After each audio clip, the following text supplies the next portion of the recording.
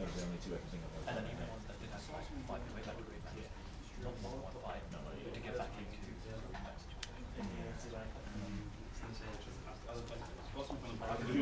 I was thinking, it was a thought of mine. It'd be interesting to see how many. Well, I was going through the lineage of the welterweight titles today. So before George, was it? Yeah, it was Carlos Newman never got a rematch. Matt Hughes didn't get a rematch. I mean, it's better than nothing again. Carlos Newman was More yeah. I can't think of it. Tyron didn't get a rematch. Well, he did get a Molly one. True. It's an interesting issue.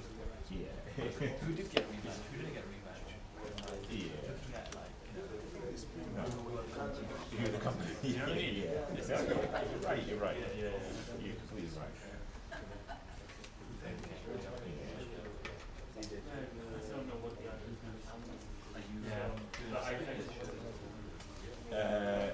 No.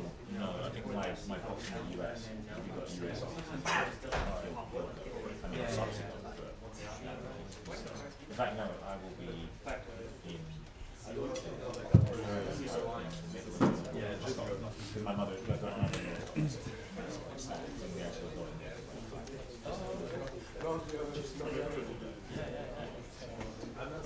It'll be nice, but I mean, you know, I'm assuming you're going, right? Yeah. What were your thoughts on the heel turn? Were you there? Yeah. Bro, I got my lenses. Yeah. But then Netflix reached out and said, we'd love to do a ringside, right behind drink. Yeah. So drinks there.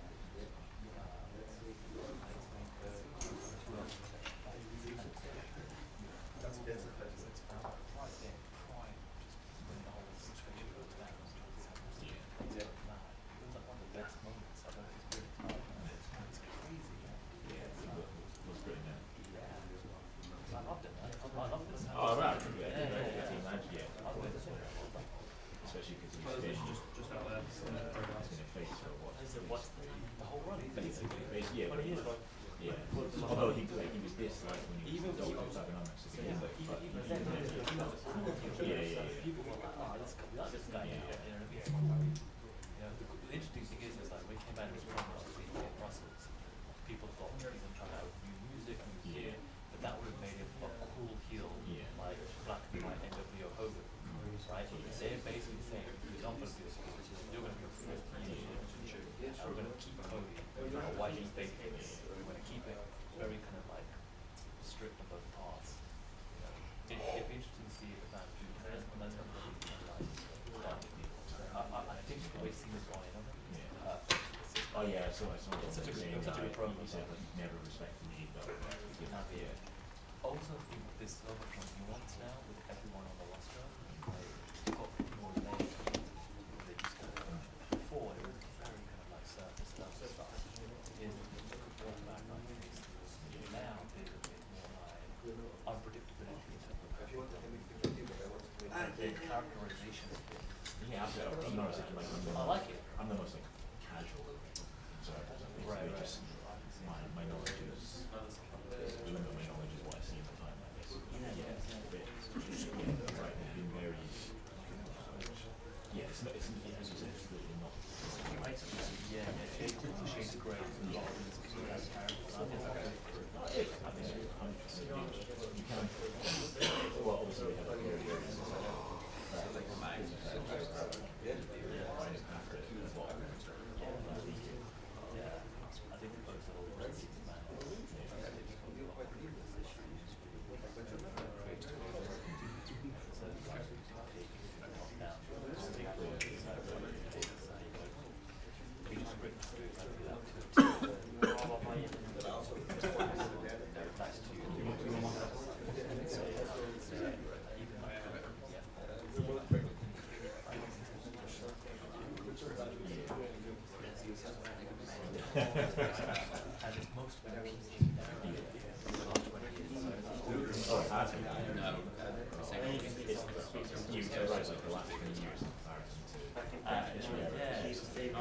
It is literally nice. So,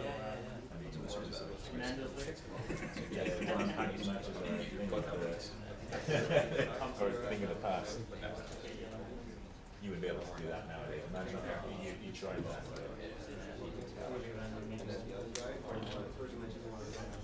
Oh, that's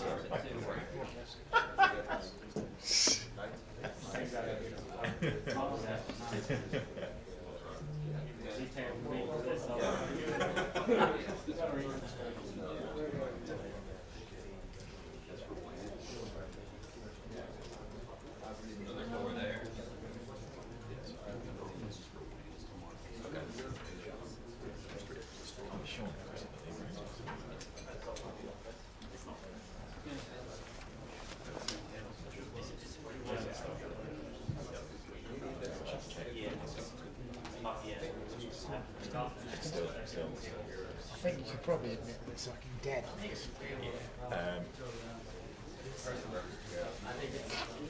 I'll just go to King's Cross and there's a place like King's Cross. Well, I'll go get closest to the place over there, and then it says it's about there's a place where I can get the same day batch, I think, done. 150 quid.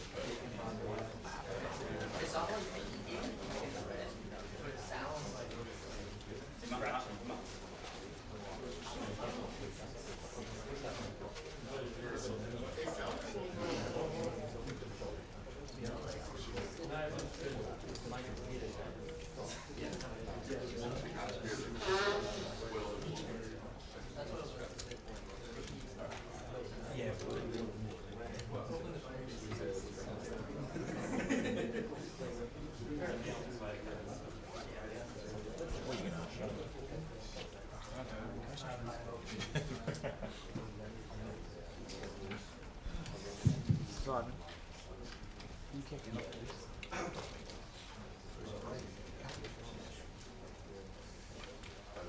Thank you. Tell Oscar can't be fucked being there. Also true. Yeah. You only care if it's a big fight night or a number of different nights. Yes, they make me money. They make you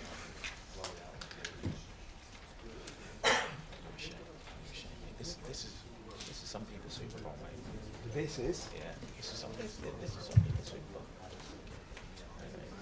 Which particular fight would you say is the...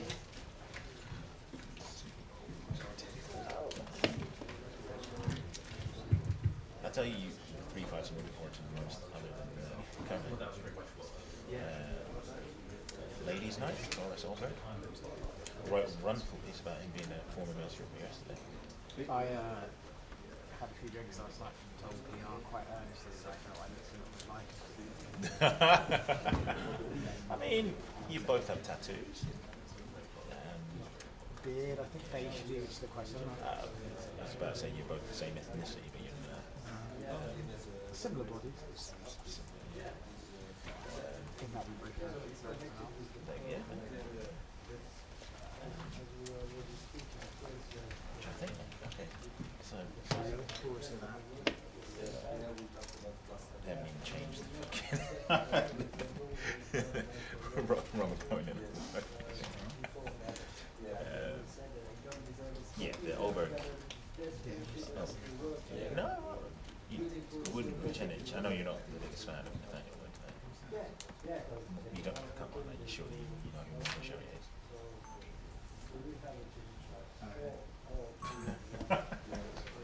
Sure. What about this guy? I think it would be a good fight. Oh, yeah. Him and, yes, against Chris Duncan, that would be a good fight. England versus Scotland, you know? England versus Scotland. Yeah, okay, good. Yeah. Is that piquing your interest? That's not like I can do. Yeah. That's Molly's new. I just see you.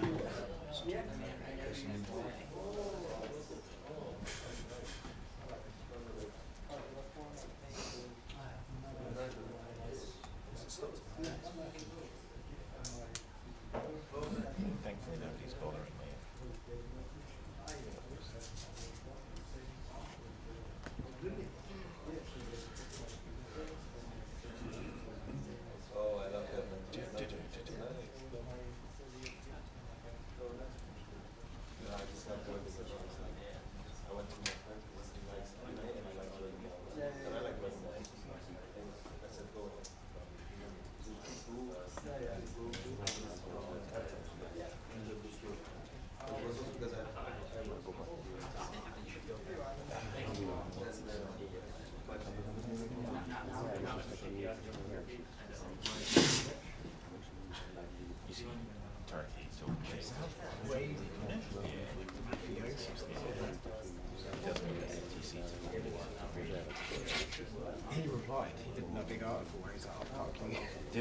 Right.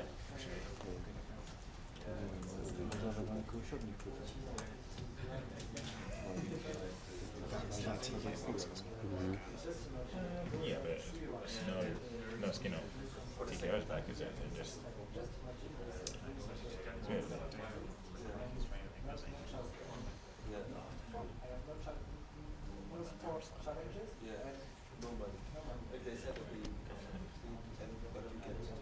Are you gonna bring this up or not? I'll fucking look for you. Right. When Gary Jonas Damaging your knees. You can sit here, face it's first, fine. anyway. Yeah? Yeah, yeah. I think it's not gonna be. As long as you don't shake the platform. You still smoking? My wife is staying. Oh. Where are you from? We got married in Warsaw. I love Warsaw. Very nice. My hometown. All life in work. Yeah, we got married in Palace Margish, which is slightly south. It's by the Woodland Airport, is it? Yeah. It's around that area. It's lovely. I love Warsaw. Summer in Warsaw is amazing. Oh. I think it has the best food. Warsaw and Gdańsk are my favorites. Food. Weather. And women. Well, I'm married. The best three things for Poland. But I mean, I was talking just about Warsaw. The food in Warsaw is really good. I think if you go to the south, I don't think it is as good as in, for example, Gdańsk, where you just see food. I've been in Gdańsk. Yeah, maybe. I've had great food in Warsaw. Can you reset it to me? Can you reset it to me? Let's just go in that spam folder and just. I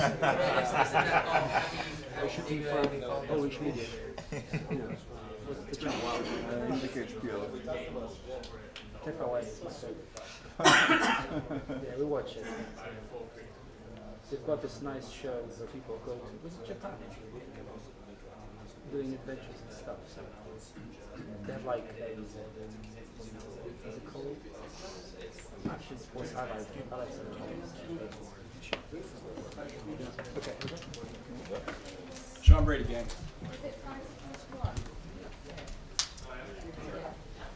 Sorry, and then you go through the other door. Yeah.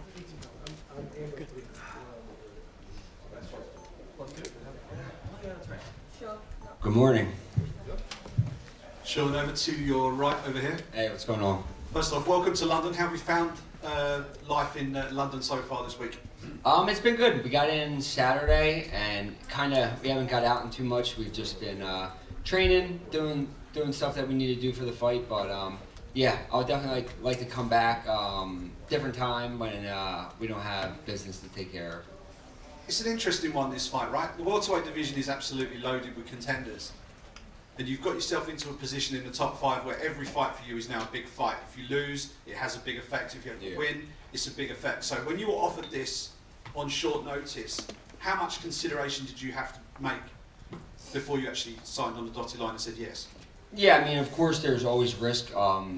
One guy's going to win, one guy's going to lose. But if you look at it that way, for me, it's a lot less risk. I beat Leon, I become the #1 contender. God forbid if I lost, I'm still right where I'm at. So for me, it's just a huge opportunity to show who I am in this division and go out there and be ranked #1 after beating Leon. Leon said in a previous interview that he's been told that the winner of this is the #1 contender. If you had that confirmed that if you win this, you'll get a title shot next. The last thing I asked was about that. I'm just worried about winning the fight and I'll land where I land. You know, I beat Leon, I'll be right on my way to where I'm trying to go. And talk to us about getting ready for Leon. Obviously, he was the champion for a while, so I'm sure you had your eyes on him for a long time. So, how much prep time have you actually had dedicated to him specifically? Yeah, I was trying to get this fight originally after my Gilbert Burns fight. It didn't happen. Obviously, Jack got the fight. So, but yeah, when you have only 4 or 5 guys ahead of you in the division, it's a little bit easier to get ready for guys. So you kind of are always just training with knowing in mind that I could fight Leon, I could fight Jack, I could fight Kamaru or Shavkat. So you kind of just have those thoughts in your back of your mind. So yeah, and it's a fight I wanted. I've southpaw, tall guy.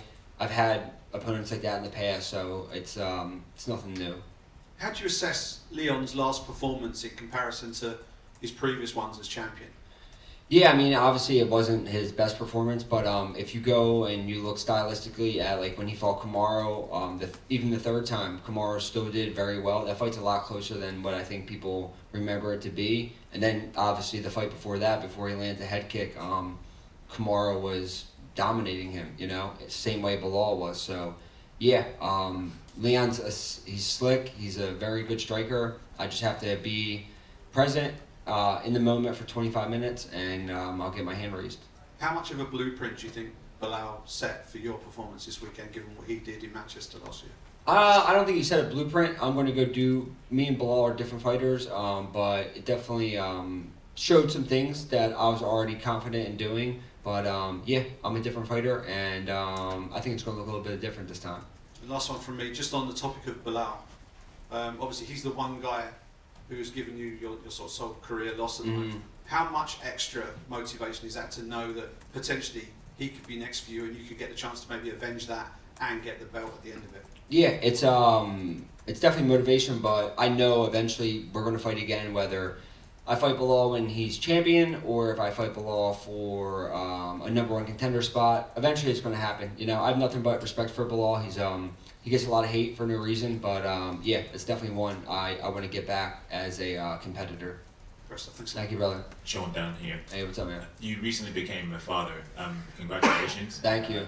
You haven't really had that many sleepless nights because it seems that your wife is doing all that. Yeah, for sure. But how has it changed your life so far, and how has it changed your perspective on fighting? Man, it's changed everything for me. You know, it really just opened my eyes to like life and just a lot of different things. But definitely, I think it's gonna maybe a better person and definitely even a better fighter. I just had my wife get in the fight, just talking to her and just being like, hey, like if you're really okay with doing this, then we're gonna do it, because it's hard. It's definitely hard. Hearing her get up in the middle of the night a couple times while I'm just laying there to get my sleep because I have practice in the mornings, definitely hard not to want to jump up and help, but when I get home and I win this fight, it's all going to be worth it. And you mentioned there that you earmarked Leon as a potential opponent after fighting Gilbert. Was it the stylistic matchup or just the fact that he's a former champion and you could use him as a stepping stone to get to where you want to be that made you want to fight him? Yeah, former champion. I have goals in my career that I want to hit, like fighting UFC veterans, fighting guys who have fought for the belt. Then I want to fight somebody who was a former champion, which is Leon. So I just something that would get me in the direction I want to go, and something personal. If it was Leon or Kamaru, that's like the kind of guys I was looking for. Nothing but respect, but yeah, just trying to get those names on my resume. And have you mentally prepared yourself for the atmosphere that you're going to experience at the O2 Arena? Because us UK fans, listen, I'm from Philly. I've seen the other teams come in and get booed and all that stuff, and then you get in there and it doesn't matter. It's just me and Leon in there. None of the fans in UK can get in there and fight for him. Once you get in there, you don't hear any of that noise, and yeah, I think it's just going to make me fight even better. Thank you. Thank you, bro. Sean, just back here. Sorry to go back to it, but just back to that Bilal loss. I'm just curious about what changes you've made in terms of mindset and skill-wise that allowed you to put 2 wins together and feel confident taking this fight on short notice. Yeah, it's just exactly what you said, my mindset and just being confident in myself, knowing that I'm the fighter that I know I am and my team knows I am. I just had to believe in it, and now I truly believe in myself 100%, and that's allowed me to put together 2 nice wins and take a short notice opportunity like this to get me where I'm trying to go. Yeah, and talking about the champ, he's publicly backed you to beat Leon on the weekend. It feels more like a dig at Leon than anything else, but is it still nice to have that backing? I mean, I really don't care. I believe in myself. I don't care who else believes in me, and that's all that matters. Thanks, man. Thanks, bro. Hey, Sean, over here. Sorry, down here. Just a quick one. Just you've predicted that you were going to choke out Leon on Saturday. What is it you've seen from Leon previously that makes you confident of being able to do that? It's not what I see in Leon, it's just what I see in myself. I think if you have a neck, I can choke you. Leon has a neck, so I'm going to try to choke him. And also, last one quickly, being from Philly, it's been a good year for Philly sports so far. How do you plan to continue that? I'm gonna win Saturday night, and I'm gonna add another win to our resume. You know, Eagles won the Super Bowl, and now Sean Brady's gonna be winning Saturday night. Sean, right here, just going off of Philadelphia. Shane Gillis, the biggest comedian in the world right now. Eagles are world champions, and the Phillies are poised to make a run. How proud are you to be able to represent Philadelphia? Oh, I'm super proud. One of the best things for me, I never left Philly to go to like a big super gym in the country or around the world. I've trained in Philly my entire career, and I'll do that the rest of my life. You know, our gym's right in the heart of Philly. I still live right in Philly, so yeah, it's a good feeling. And you've been in the UK for a few days now. Have you gotten a chance to catch any live sports, or how would you compare the UK sports crowd to the US sports crowd? That's always an ongoing argument. I haven't seen anything, man. I've just been locked in my Airbnb. You know, like I said, I'd definitely like to come back and experience it on different terms. Sean, just over here. Yeah. You mentioned briefly about how you're different from Bilal. Leon's fought a lot of wrestlers recently. What makes you stand out from the other competition that he's fought? Because a lot of those guys are just strictly wrestlers. Like Colby's a wrestler, Kamar's a wrestler. If you look at their records, none of them really have submissions. I just think I'm like a much bigger submission threat than a lot of the guys he's fought, and I think I'm the biggest submission threat in the division. So yeah, I just think I'm a different level of grappler.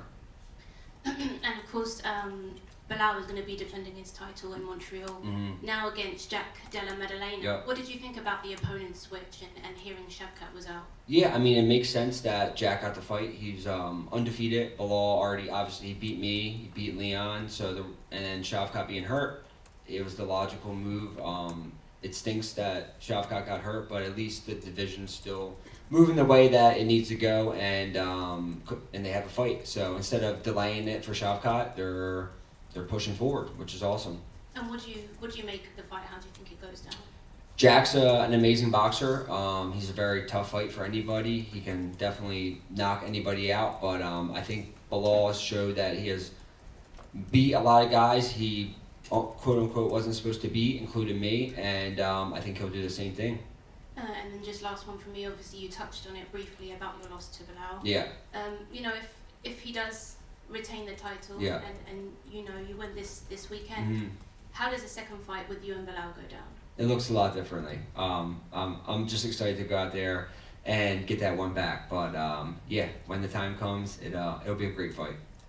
Thank you. We have time for two more. One, two. Sean over here. What's up, brother? First question I have is, do you think you got the best jiu-jitsu in the division after you also beat Greg Jones in a jiu-jitsu match? Yeah. Would you say you have the best jiu-jitsu in the division? Yeah, I mean, I personally think I do. Like, I just had a grappling match against Boogeyman a little bit ago. That was fun. So I want to do more of those. Hopefully they can get me on one of these UFC Fight Pass invitationals after this fight. Keep me active. It's fun. Like, when I'm done fighting, grappling's going to be something that's going to be my next career path for sure. But yeah, I think in the division, I definitely have the best jiu-jitsu. Good to hear. Last question for me. Do you think you need to finish Leon to get above Shavkat for a title match? I'm not trying to get a title shot out of this, you know. I'm not trying to rush it. That's what I did before in my career. With the Bilal fight, I was pushing for that so hard, and it turned out that wasn't the night for me, you know. So I'm going to go out there, I'm going to do my job, get my hand raised by any means necessary, and then wherever I go from there, I go. Thank you very much. Yes, Good luck sir. Saturday. Yeah, Sean, just here. Just going back to, Where you you said, yeah, here. Oh, what's up, brother? Yeah, good. If you beat Leon, you'll become the #1 contender. Would you be disappointed if the UFC didn't offer you that next? Because all week Leon has been saying that it's an immediate rematch next. It's the title next for me. Would you be disappointed if that wasn't your next fight? No, I think that's a bad look on Leon to be thinking about other people when all I'm thinking about is fighting him. You know, he's thinking about #1 contenders and getting back at Belal and talking shit about Belal. But he's got someone who's trying to kill him Saturday night in front of him, and he has more things to be concerned about than being a #1 contender in the division. Yeah, and just lastly, who would your ideal opponent be for your title shot? Belal, of course. Belal. Yep. Thanks. Thank you, guys.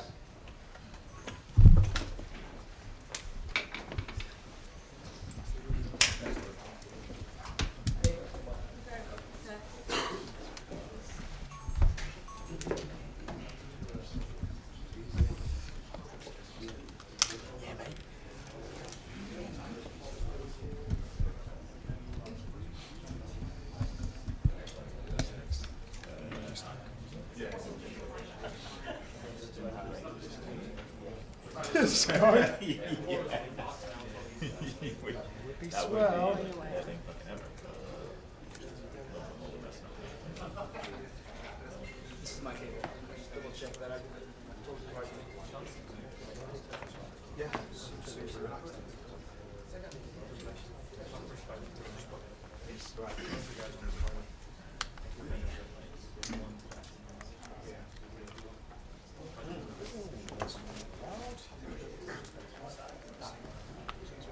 Is it possible just do a quick? Yeah. Thank you. Sorry about that.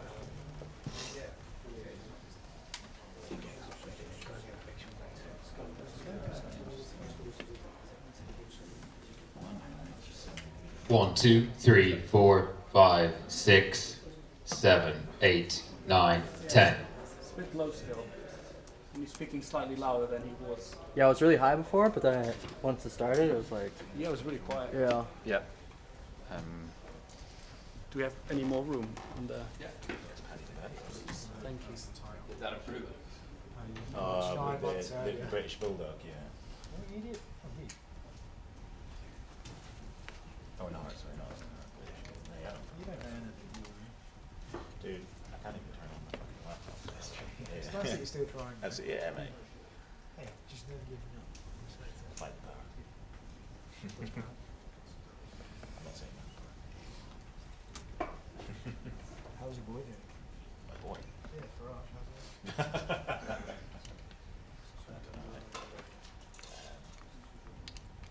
He's inspiring the next generation. Next generation of. My heart goes out to you. Yeah. It's going to be his fate if people just hold their kids in hedge now. Once he stops the boat stuff.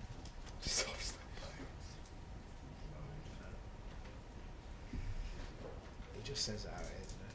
It's not always- Yeah. There's that.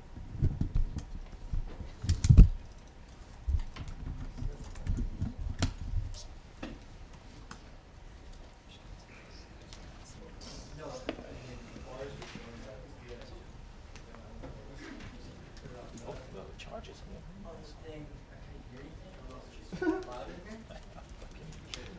He's grabbing any sort of thing. Yep.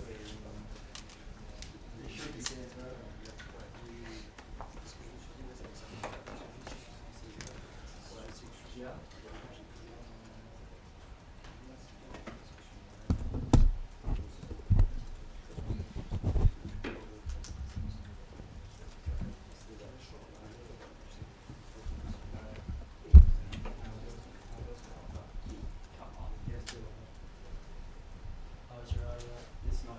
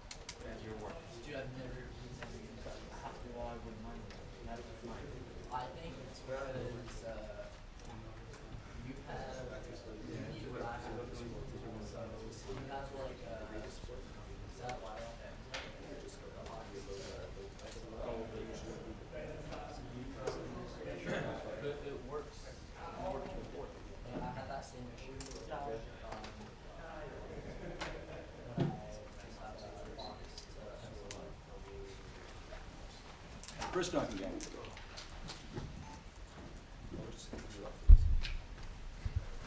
What's happening, team?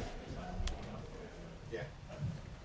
Chris, how you doing? How you doing, mate? All right? Yeah, not bad, not bad. Scotland v England this weekend.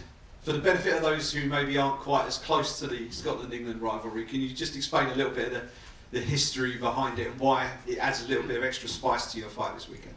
Well, obviously the media love the Scotland v England, which is good as kind of football standard, you know, they love to do that. Probably a little bit more for me. I'm from a place called Stirling, Scotland. That's where the Battle of Bannockburn was held in 1314, and that's where I live. So there's a lot of businesses around my area called 1314, stuff like that. So, you know, it's kind of a historical moment. William Wallace was from that era, and obviously I'm Scottish through and through. And being that you've got Jordan Vucenic this weekend, English fighter, on a good run of form before he headed into the UFC, had his debut and lost that first one. What did you make of him running through Cage Warriors, and how do you think he did in his debut? Oh, he's an amazing fighter, let's be honest, and so am I. It's a great matchup, and I've just said before, you know, we're both in the UFC, we just need to make a name for ourselves, and I'm impressed with him, and I'm sure he's impressed with me, but I don't know if the media or whatever, I'm just getting the vibe that everybody thinks he's going to walk through me, and it's not going to be the case. You had that the fight last time out was a big win for you against Oki, bouncing back from the defeat last time. Getting that first finish in the UFC, how much did that mean to you to actually not just get the win and bounce back, but to actually get that first finish in the octagon? Yeah, it was good. I always thought I was going to get 50k. I always thought about it, and that time I didn't. And I never even thought it was going to be from a submission. I thought it was going to be from me banging someone out. So yeah, it was cool. It just shows you how much I've evolved since day one. I've been working endlessly for the last God knows how many years to try and get better at all assets of MMA. So I know you got two kids at home. How much did that extra 50k help with the family and all that regard? So they immediately trying to allocate themselves to it. It's gone now. My missus spent it. No, it's been good, man. It's been good. You know, for the longest time, like I'm a father before I'm a fighter. I need to make sure I'm a protector of my family. I will not ever let my kids be in the situation that I was in when I was younger. It won't happen. You know, I went hungry. I went, you know, through crazy stuff when I was younger. So I will provide for them, hail, rain or shine. So it was a endless battle to try and bring cash in through the door, and you know, whoever gave me that bonus, whether it be Mike Maynard or Sean Shelby or Dana White, you know, I've still got to shake their hand for that. And you're on a new contract with the UFC, right, as of the last fight, so how much has that been a boon to you as well? Yeah, that's changed my life again, you know, it was all in a winner. You know, I made a good bit of money last year, especially just off that first fight, so more to come as well. But like I'm not in this for money. Money's great, and I talk about like supplying for my family. But at the end of the day, I could work for DPD, and I could end up supplying for my family. I fight for pride. I fight for the love of it, and it's made me into the character I want to be. You know, I'm going to be a superhero for my children. And in terms of your training, obviously you're training at ATT a lot these days. I know you've had some help getting over that, well, initially making that connection with an OG of Scottish MMA, Rob Whiteford. Tell us about how instrumental and how influential he's been in your career. Yeah, for sure. He's sitting right over there, and he's helped me out so much over the years, like you can't even fathom it. You know, I was very, very lucky. Like one of the first ever times I watched him fight, I remember sitting in the crowd thinking I want to be in there, and I remember we'd been training a little bit back and forth. He came in and done a couple of seminars, and I was pestering him to come in and train with me. And I was meant to be going to work one day, and he goes, "Hey Chris, do you want to do some sparring on Friday?" Brought me in, and then he broke my nails. So since then it's been a kind of a rivalry. We've been beating fuck out each other for God knows how many years. Brilliant. Last one from me. This is I think it's your third fight at the O2, but the dynamic's slightly going to be different with the crowd this time. I guess most of the time the crowd would have been 100% behind you as a UK fighter fighting on UK soil. But given that you're a Scot fighting an English fighter, how different do you think the arena will be on fight night, and do you embrace potentially getting a few pelters from the crowd on the way if that happens? Jesus man, I fought in Mexico City. I thought I was going to get set on fire. Like, it was mental. Like, there was chips getting chucked on the ground, and there was fights in the crowd, so I don't think the English crowd was going to be like that. I remember walking into the chemist when I was in Mexico, and the guy had a fucking submachine gun. I was like, oh, what the hell's going on here? But yeah, listen, it's just noise. I'm a professional athlete, and I'll deal with that in the moment. And let's be honest, the UK crowd will get behind me when I beat them. So, like, it's just this what it is. You're just going to sometimes be the favourite, and sometimes you're going to be, the underdog. Great stuff. Thanks a lot. Thank you, mate. Chris down here. This pretty much marks the 2-year anniversary of you being in the UFC. How would you assess your journey so far? Yeah, it was good. I think I'm 3-1, aren't I? 3-1. Yeah, so pretty good. I would have liked to have had more fights, just due to like, I like moving forward, like going with the hype, rolling on. But Robert, he always tells me slow down. He's like, you're in, man. He's like, take the time to prepare, take the time to enjoy the moment and journey. Like, you can't teach me how to fight anymore. I am the fighter, and I'm just ready to rock. And I know you're not the type to sit back and smell the roses because you're still banging this part of your career. But do you ever think that you've come so far from like herding sheep all the way back in Serbia?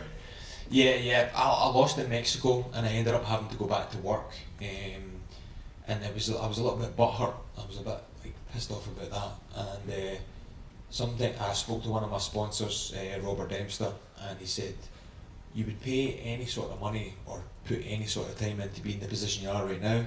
So just try and kind of humble yourself and take up the chin and move forward. And that was really good advice from someone who doesn't fight. And I did. And if you think about it, I would pay any sort of money to be where I am right now. I used to lie down in the pillow at night and blow out candles and wish to be in the UFC, and that's where I am today. And what are the goals for this year for you? I've not even thought past Saturday. The only thing I've got coming up is my daughter's birthday, May 4th. But I'd like another fight or two. Miami would be quite cool. I don't even know what date that is. It's maybe April, the end of April.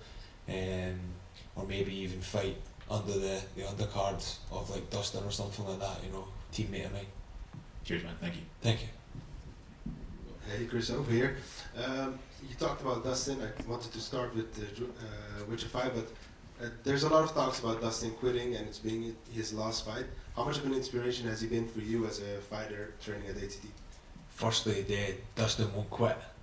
That's the wrong word. He'll maybe retire, but he won't quit. He's not quitting, that guy. But yeah, what can Dustin do more in his career? The guy, like, super inspirational. I've seen Dustin on TV for many, many years, and my favourite fighters right now are Donald Cerrone, Justin Gaethje, and then when I met Dustin and kind of understood him as a person, he became in that now. Dustin is one of my favourite fighters to watch, and also one of my favourite fighters all in. So it's great to see him. I think it'd be great to see him fight another guy. I think he should fight maybe Nate Diaz, something like a legend, even like, I don't know, fight Max Holloway. I don't know, it's one of those things. Great words. The question I have about Jordan is, they give you another highly rated prospect, Uki also a highly rated prospect. Where do you see the wins for you against a guy like Jordan? So obviously Jordan's very well rounded. If anybody's not well rounded in the UFC, they're going to get beat. So I'm just going to go in there, trusting my coaches, trusting my training. I have done absolutely everything I possibly can. There is no stone left unturned with this. Like, I can't even think to you like did I eat something or did I not do that training session? I rested, recovered, I trained well, I listened to my coaches. What more do you need? You cannot have any more confidence in that. And last question for me, is there a chance we will see you jump the gilly? Well, if the opportunity jumps in there, I will. And I will take anything. Head kick, right hand, left hook, you name it, it's there. Thank you very much. Good luck this Saturday. Thank you. Chris, back here. Yeah. Oh, got you. Thank you. You're known for your very aggressive style when it comes to fighting in the octagon. What can the fans expect on Saturday night? The exact same. Okay. Pressure, relentlessness, and the will to win. And your opponent is a newcomer to the UFC. Do you see any gaps in his game? There's flaws in everyone's game.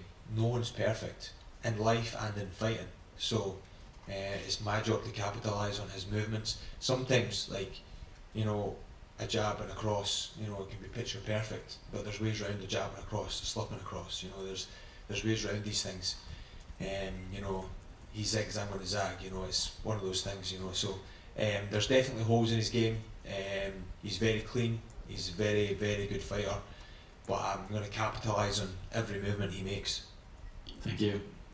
Two more here. Sean. Chris back here. Hi, mate. Just going back to the first question there, you said, you know, it's almost offensive that people think that this guy's just going to run through me.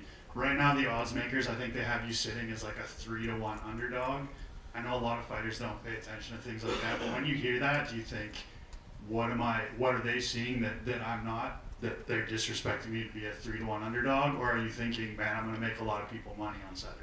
Yeah, I'm going to make my friends a lot of money over this weekend. Everybody's been sending me, you know, it's been crazy. And also, I just want to thank you for messaging me when I lost in Mexico. I really appreciate that message, by the way. Thank you. Yeah, no worries, brother. And then, between the two of you guys, I think you probably have more tattoos than everybody in this room combined. Is there any chance we throw like a cheeky tattoo bet on the line between the two of you? The loser has to get, you know, something that the other guy Oh God, if maybe we could do, I'll get the epidemic on my ass and he can get the problem on his ass if he loses or something like that. Bit of fun. Last one. I mean, it's kind of just an expansion of the first question he's just asked about the general disrespect you feel. Is that purely the odds makers who you're suggesting are saying he's going to run through you, or are you seeing fan chatter as well? And is it kind of developed a chip on your shoulder going into this one? Yeah, I had that with Oki as well, and I also had that with Charlie Campbell and all that sort of stuff. It's fuel to the fire. You know, fans, you know, they're always going to say their shit. I get that every time. Even in the lower leagues I was getting that just from like randoms. But yeah, it's just prove them wrong, you know. I've been doing it my whole career. Under those bright lights, I'm the man. And, you know, I'm going to prove that on Saturday night. Perfect. Thank you guys. Thanks.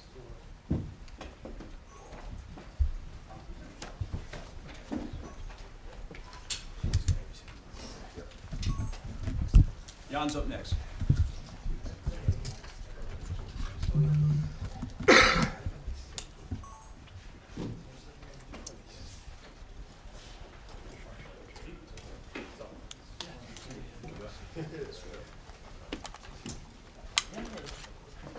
Hello.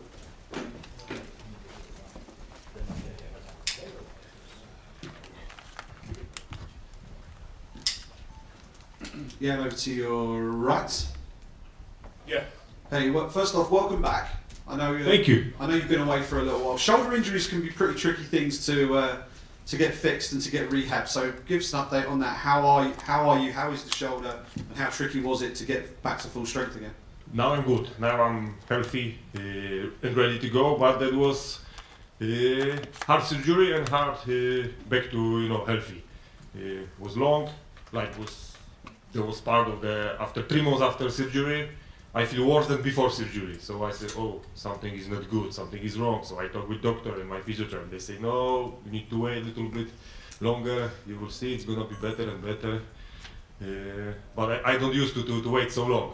That's why it was very, very tough for me. But I survived this, bad moments, and now I'm healthy and even stronger mentally because of that, and happy that I can come back finally after almost 2 years break.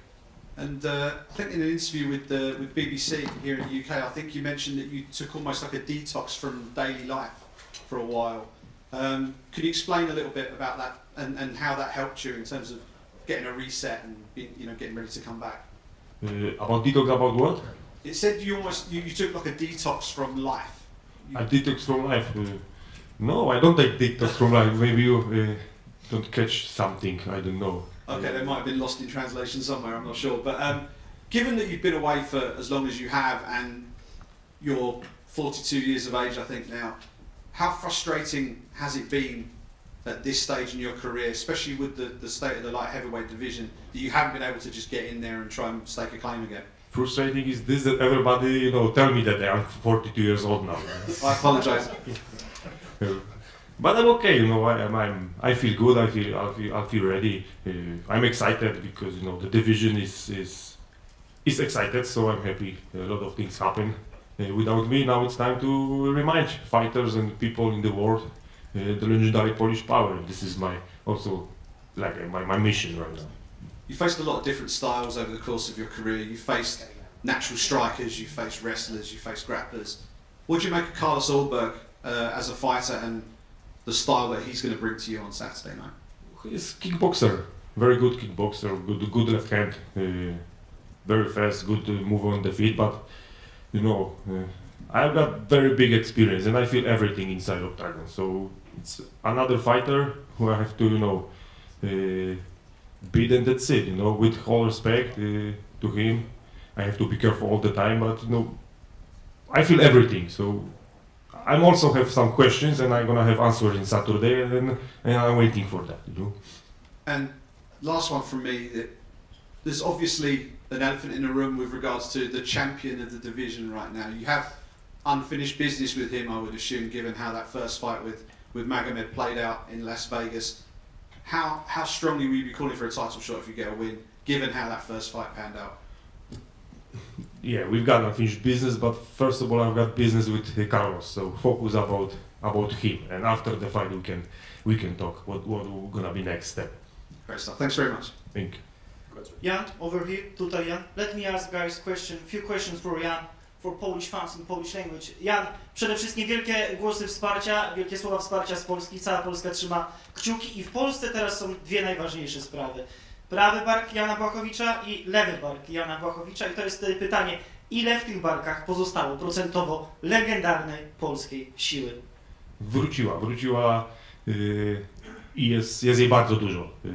Wystarczy na jeszcze kilka walk w oktagonie. Byłem zaskoczony, gdy Charriere w programie powiedziałeś, że tak naprawdę te problemy zaczęły się jeszcze przed walką z Izraelem Adesaniem, że już wtedy było źle. I to jest pytanie, czy ty żałujesz albo żałowałeś, że gdzieś tym wszystkim nie zająłeś się wcześniej? Teraz to już mogę tylko gdybać i szkoda mi marnować energię na takie rozważania. Patrzę do przodu na to, co się ma wydarzyć, a nie to, co było. Każda historia, która się wydarzyła, mnie ukształtowała i dzięki niej jestem w miejscu, w którym jestem i tylko czerpię naukę, żeby, nie wiem, albo pójść tą drogą, albo troszeczkę inną następnym razem, gdzie coś takiego wydarzy. Ale już tak nie rozpamiętuję, nie lubię gdybać. Carlos przed tym pojedynkiem mówi jasno, jeżeli wygram z Janem, to na 100% będę kolejnym pretendentem do pasa. Czy ty, z twojego punktu widzenia, patrzysz na twoją sytuację podobnie? Jeżeli wygram, to na 100%. Chcę tego pojedynku i powinienem dostać. No nie widzę innej opcji. Po wygranej w sobotę, żebym nie był kolejnym pretendentem. Thank you. Dziękuję, Jan. Thank you. Dziękuję. Janku, dzień dobry. Kolejne 3 pytania po polsku. Mam nadzieję, że koledzy z zagranicy nam wybaczą. Chciałam Cię zapytać o tego piccolo, czyli o Twój prezent, który dostałeś chwilę wcześniej chyba tak naprawdę na sali treningowej. Dlaczego piccolo akurat i dlaczego on jest Twoją ulubioną postacią z Dragon Ball? Nie wiem, po prostu go lubię. Nie mamy chyba zbyt dużo czasu, żeby się na tym rozczulać. Lubię go i tyle. Także dziękuję za prezent trafiony. 100%. Okej, to Michał powiedział o tym, że w Polsce są teraz dwie ważne rzeczy, Twój lewy i prawy bark. Ja zapytam o lewą rękę Carlosa Ulberga i o jego szybkość. Czym jeszcze musisz poza tymi dwiema rzeczami przejmować się w oktagonie? Tak naprawdę muszę się przejmować tym, żeby się dobrze czuć. Skupić się na sobie, na tym, żeby wykonać dobrze robotę i będzie dobrze. Tyle. Muszę się skupić na sobie i uważać po prostu. Czy wracając po takiej długiej przerwie i po tych operacjach, chciałbyś przetestować swoje ciało przez 15 minut i zobaczyć, jak będziesz funkcjonował? Czy marzy Ci się szybkie zwycięstwo, albo tak jak przewidywałeś gdzieś tak w ramach bycia Mystic Maciem, że w drugiej rundzie zaczniesz przejmować przewagę w klatce i w trzeciej skończysz rywala przed czasem? No wiadomo, że im szybciej, tym lepiej, tak? I byłoby fajnie, ale nastawiam się na twardy bój, na to, że będzie trzeba to nawet prowadzić i do końca, ale mówię, wizualizuję sobie knockout w trzeciej rundzie, ale fajnie jakby przyszedł wcześniej. Twoja poprzednia walka w O2 Arena to było zwycięstwo nad Jimmy Manową, więc generalnie ta hala może Cię napawać takimi dobrymi wspomnieniami. Jak Ty się czujesz dzisiaj w tych ostatnich tak naprawdę kilkudziesięciu godzinach przed galą? Co bardzo dobrze, bo tak jak powiedziałaś, gdzieś tam szczęśliwe miejsce, więc tak sobie to też wkładam w głowę, że tak będzie tym razem. Dużo kilo mi nie zostało, czuję się dobrze, świeżo, silny i nie mogę się tak naprawdę doczekać, tak? Bo ta przerwa była długa i ten głód jest walki bardzo duży u mnie, więc dłuży mi się. Chciałbym już być w oktagonie. Jasne. Yeah. Thank you. Ian, just over here. You fought Ankalaev and Alex Pereira in your last 2 fights. What was your reaction when you saw Ankalaev win the title? I was maybe, I focus about my fight right now. I don't care what's happened. I know that he won the fight. Congratulations to him. He is a champion right now, and But I focus about Saturday, and after Saturday I would like to talk more about Ankalaev and Pereira and what's going to happen next. Okay. Please. Because he's recently said that he's accepted a date. Do you believe there should be a rematch, or do you think it should be a new contender next? For me, it will be better after when I won in Saturday. There will be new contender, and that's gonna be me. But we will see. That's why I would like to wait a little bit and then talk about this. Do you think it's important for you to put on a statement this Saturday in order for you to kind of make your claim to be the next contender? I don't see different option after the fight. If I won, and I believe I'm gonna be the winner, I don't see different option for me. Only title shot. And in terms of who you think might have the belt when it's time for you to fight for the title, how do you think a fight with either of those go down for a second time? No, this time I will think Ankalaev gonna win in a much better way if they're gonna fight again. Okay, thank you. Sure, go ahead. Jan over here. Since everyone doing it in Polish, dzień dobry, jak się masz? Dzień dobry, dobrze. Thanks. Let's go back to English. Jan, you're fighting in Carlos, a highly prospect. He's a very good guy. Where do you see keys to win for you in this fight? I see keys, in stand-up, also in wrestling, also in jiu-jitsu. So I just have to, find the hole in the fight and use it. And I'm ready for that, With all respect to him, he's a good kickboxer, good fighter. But I think I'm better in every part of the fight, So, and experience is on my side. He's younger, for sure. This is on his side, but I've still got the fire inside me, and you're gonna see it in Saturday. Yeah, a lot of people talk about your age. When looking back at your last fight, I don't see the age because you still gave a hell of a fight against a very good guy. How long do you think there's left for you to go into this journey of MMA? I don't know. I hope so a lot. But we will see. But I know it's almost end, but still a couple more fights. Thank you very much. Good luck this Saturday. Thank you. Yeah, over here. Over here. Three more. One, two, three, right here. To go back with the question that he said, so Absalon for Karate Bushido, he said you still have the fire in you at 42 years of age. The record for the champion is detained by Randy Couture. He was 45 when he was a champion. Are you trying to beat that record? Why not? We will see. I'm gonna feel, That was different times then, and now it's different time. I'm different fighter, so. But we will see. Maybe. You're fighting Carlos Ulberg. We know he's a teammate of Israel Adesanya. Do you think you can use some of this fighting scheme that you used against Adesanya against him? I'm gonna use everything what I have to use. But I don't fight with Israel. I fight with Carlos, different fighter. But if I have, I've got a lot of tools to use, and I'm gonna use everything. Thanks a lot. Thank you. Good, sir. Hi, Jan. Good morning. First of all, you said that you are most complete than Carlos in almost every area, every aspect of the game. We all know that you have a very good wrestling and jiu-jitsu background. Do you think the ground is the key to get the win against Carlos this Saturday? The key is to just be better in every part of fight. If I'm gonna have opportunity to take him down, I will do it. I'm gonna use this my wrestling skills. But I love fighting stand-up, and I will try my stand-up also against him. But it's not a secret. If he give me the leg and I can take him down, I will do it.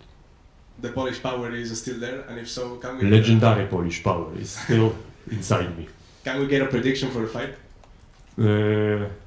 In my head, my visualization training is third round KO. Okay, and the last one for me, Jan.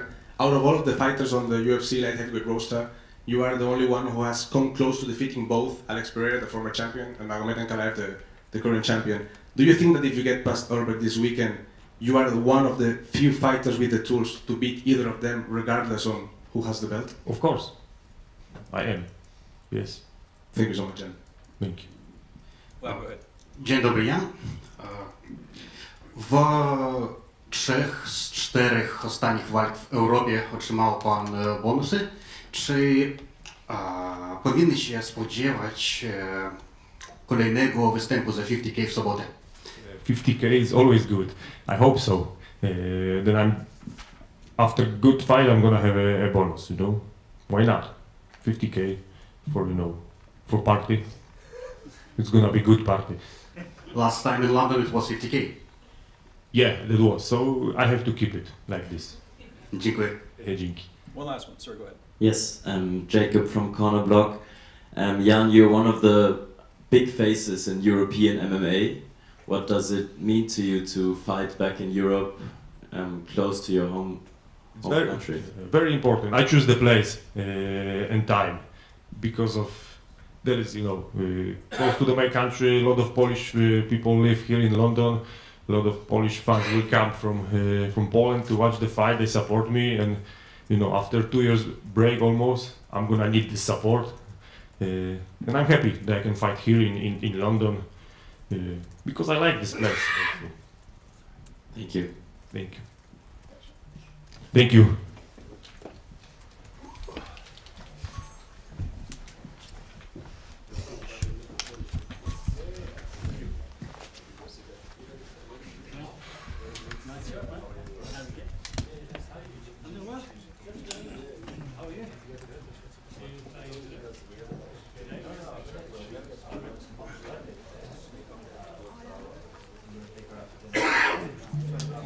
Much better. Thank you. Thank you. Really appreciate that.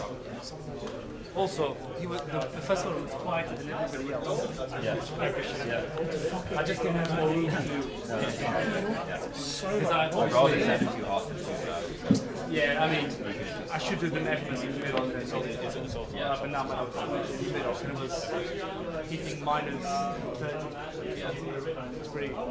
You can just get it's there. But we're live. Oh, is it? Yeah, oh, connected to live. So we might not have that. I don't know who's on the other side. I'm sure they have something going on. Yeah. Oh, you're going to the OB. Pardon? The OB, the broadcast road. I think this is going back to IMG directly.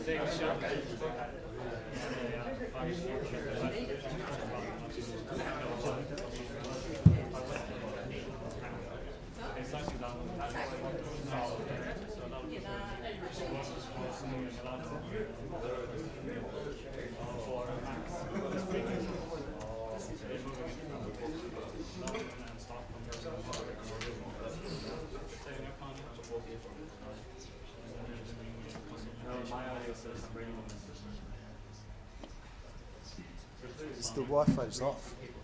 Is your Wi-Fi working?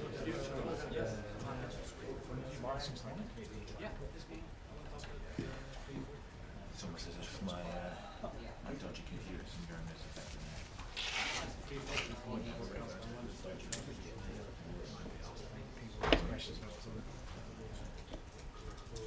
This one publicly branding people nonsense last night.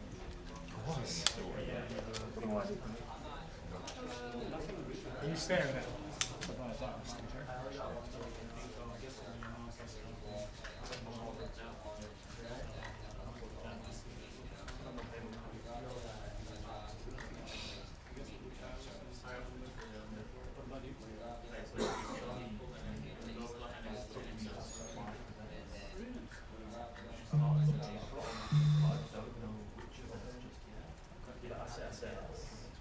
I had to get them because I haven't I just had cavities. One of mine, so they were just divide up without the that's what I think. Because those are the sound and the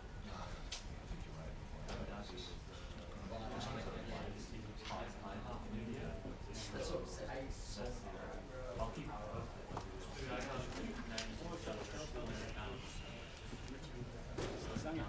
What's up, man? How you doing? Never? Yeah. Although I did see in the thing you were saying you on the sheet putting down the name you wrote that you're going to be late. Yeah. Did you just fly in today? Yeah, early this morning. Oh, did you? Yeah. Still fucking tired. I can imagine. I can imagine. But you well? What's that? Yes, are you well? Are you well? Yeah, I'm Hey, good. yeah. Hearing obviously not well, but yeah. That's what I mean. No, it's good. That's nice.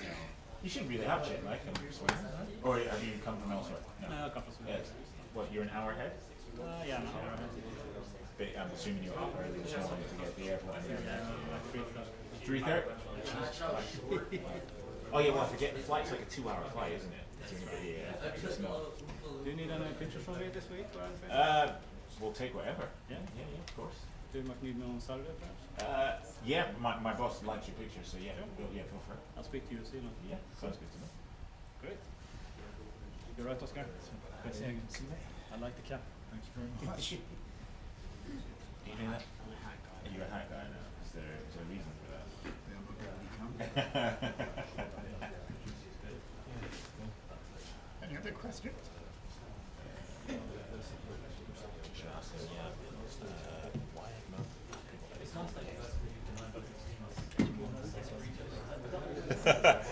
That's what she'll ask. Yes, I did. Oh, something. Oh yeah. Oh no. Oh yeah.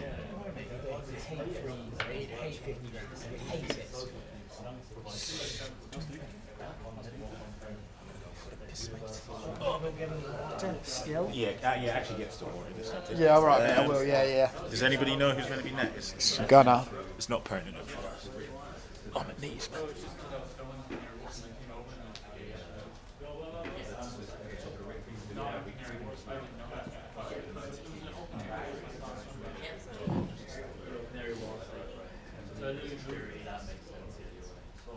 I thought I had a feeling.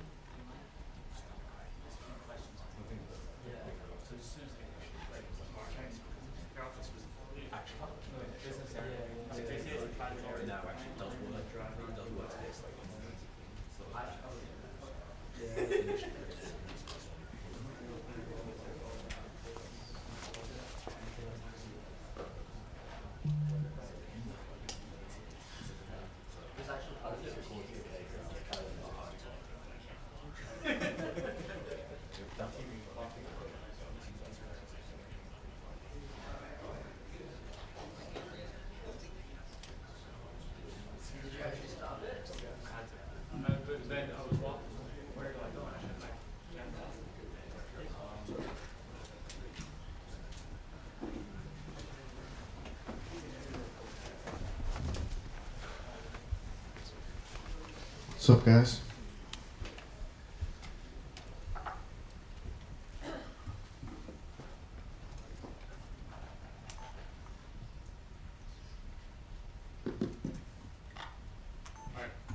Welcome back, first of all, almost 2 years to the date that you are back here. How does it feel to be back in London?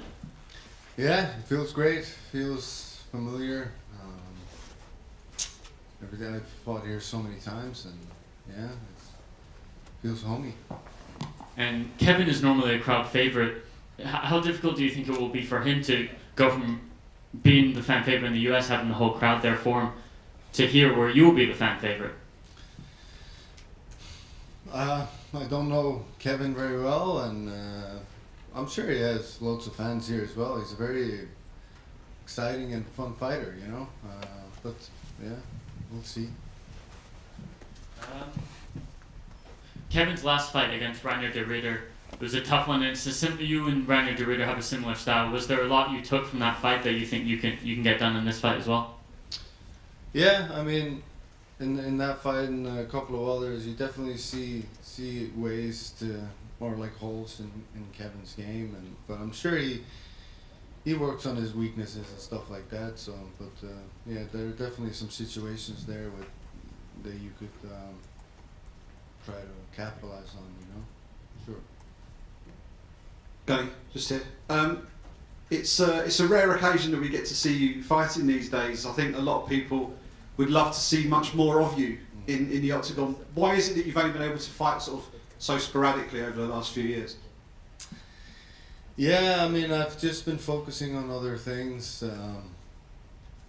in life, coaching, our gym back home, my family, and stuff like that. So it's kind of, with time, you kind of start putting yourself into second place, into third place, into fourth place, and that comes to the career and stuff.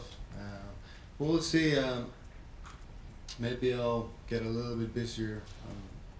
I feel great. My body feels great, and I'm still improving. This camp was very good.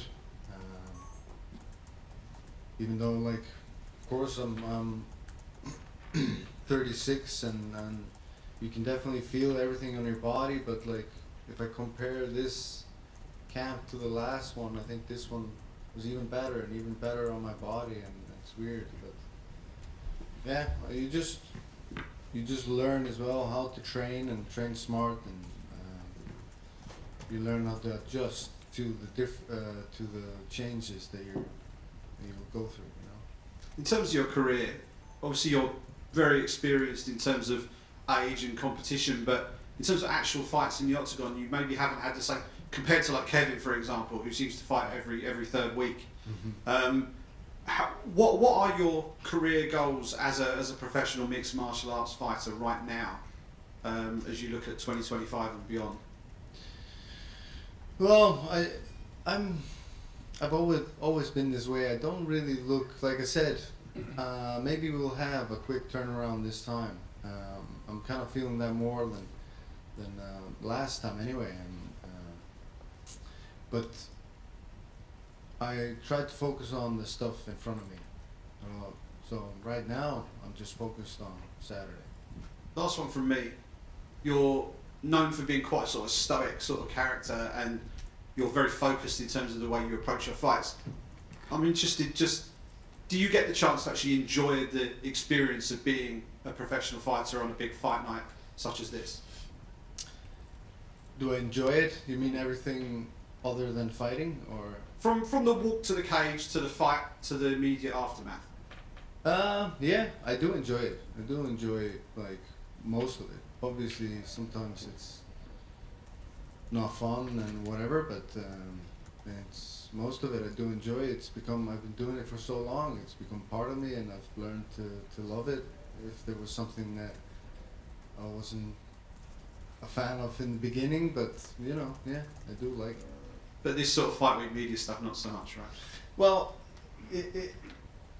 it's I've gotten better with that as well. It's the same. Like I enjoy talking to people in general, and when people have like good talks or like interesting questions and stuff like that, it's the repetitiveness of like some of the, you know, how do you feel? How do you feel about this? How do you feel that can sometimes become like the same question over and over again, and you're trying to think how to answer it, and you know, like just the same stuff over and over again can be tiring. And with that, I will finish. Thank you. Right, sir. Gunny, I just want to ask you about ring rust. Obviously, as it was mentioned before, it's been almost 2 years since we last seen you. Are you a believer in ring rust? I know people sit on either side of the fence and say, is it myth or reality? Where do you sit on it, and how do you feel about it, and how do you combat it coming into this fight? Well, first of all, we're here, so it is what it is. And second of all, well, I'm quite used to it. Like, this is not the first time I've had a long break, so no, I don't like believe it or not believe in it. I think like, no, it doesn't really. I'm accustomed to it anyway, so I think I'll be fine. And in contrast, this is Kevin Holland's 20th fight since 2020, I think. Mm-hmm. Is there a thing that's fighting too much? Would you rather be on your side of the fence where it's, you know, a few fights every so often rather than being so busy as he is? Yeah, I mean, I think there can be negatives and positives to both sides of this coin. So if you fight too much, it can wear you out. It can have, it's a fact. If you fight not enough, it can also, you know, give you that ring rust in some cases and stuff like that. But yeah, we'll see Saturday night. Thanks, man. Just over here, just a quick one. We've obviously got the welterweight title fight coming up in Montreal. I'm just curious to know your opinion. You know, what do you think about the fight with Belal Muhammad and Jack Della Maddalena? How do you think it goes down when you kind of break it down? Yeah, it's a good one. Maddalena is quite unique, I think, in his approach. Like, his boxing is very clean and slick, and he's a different fighter. Like, I don't think Belal has fought many guys like him. I think it comes down to how well he can defend Belal's takedowns and stuff like that. If Belal is able to, and Belal keeps a high pace as well. He keeps moving and keeps pushing, and if he's gonna be able to take him down before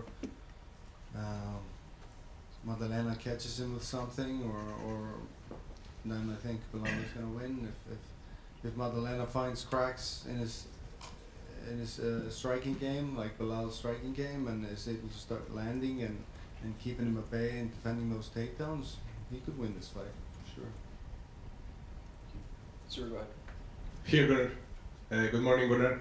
I wanted to ask you, you have trained with weight fighters throughout your career, such as Jiri Prochazka and Conor McGregor, amongst many others.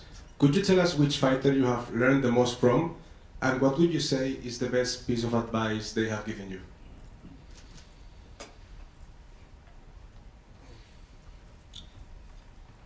Learn the most from, well, me and Conor trained together on a daily basis for years, so it would definitely be him, whereas with a lot of the other fighters I've only trained with for like a day or two. Like here, he just popped into our gym, and yeah, it was fun, great guy. But the most, I'll tell you this, the one of the most important lessons I ever got was not from a fighter, it was from my coach. So when I was young and I was starting my career, I was always very good at getting to people's backs, and I could stay there quite well, but I was shit at finishing, right? I could never finish the rear naked choke, and so my coach John Kavanagh told me, like, you're always trying to get it way too clean. You're trying to get like the perfect choke. He said, don't worry about it, just lock it up. Whether it's over the chin or it's crooked or whatever, just lock it up and get the finish, and that changed a lot for me. It was one of the best lessons I ever gotten from my coach John Kavanagh. Honestly, a good piece of advice, obviously, from John. And the last one from me, Gunnar. What can we expect from you this Saturday night against Kevin Holland? Maybe a submission, maybe a rear naked choke? Yeah, I mean, you can always expect a rear naked choke. That's safe to say. Thank you.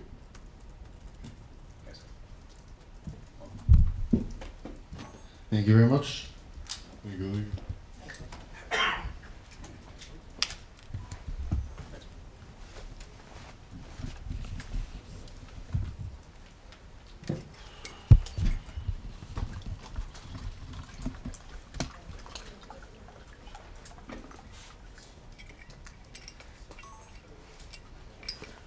Alexia up next.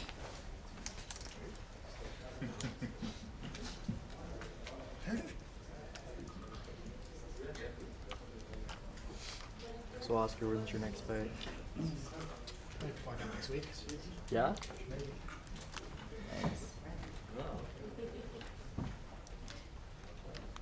Shot.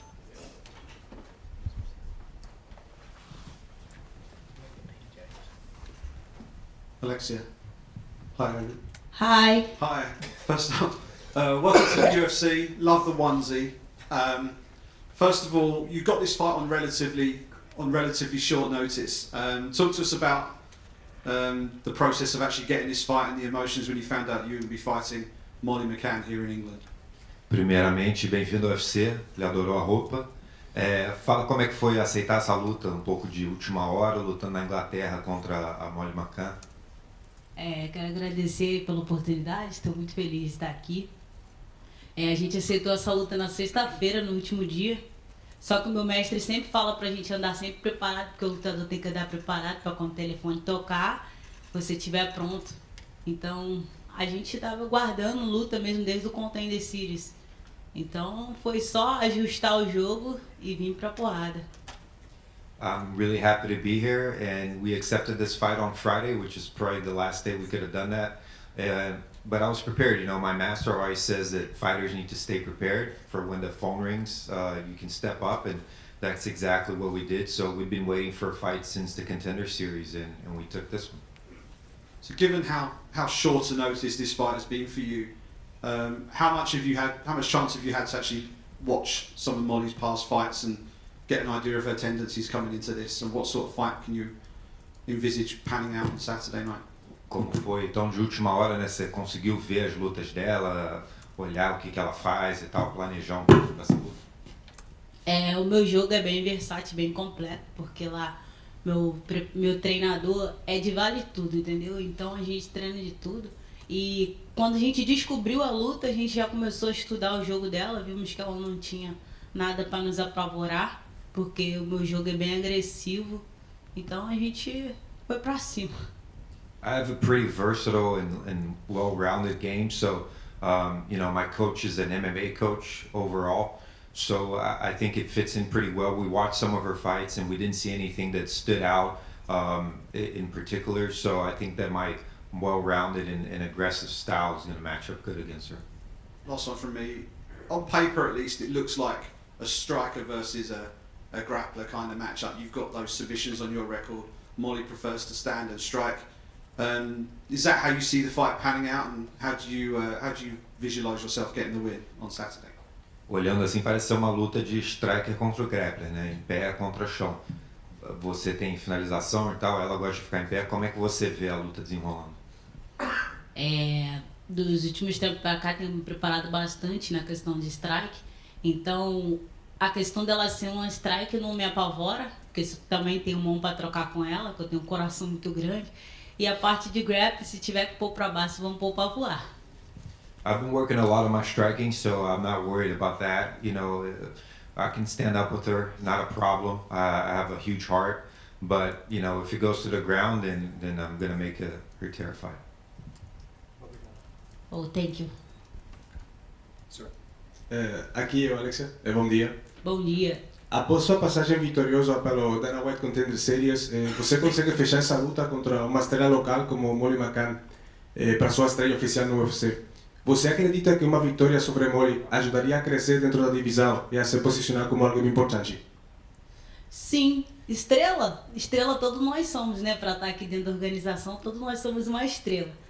E eu acredito que essa vitória será muito importante para mim, para poder crescer dentro da organização e dentro do mundo da luta também. Sabemos que você é muito habilidosa no solo com seu jiu-jitsu e que conquistou muitas finalizações ao longo da sua carreira. Seria a vitória ideal para você vencer por finalização na sua estreia? Sim, com certeza. Obrigado.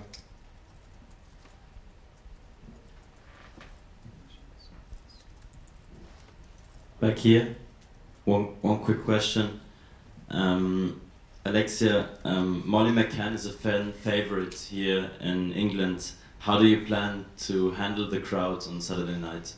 A Molly é favorita dos fãs aqui, é muito famosa na Inglaterra, né? Como é que você vai lidar com os fãs?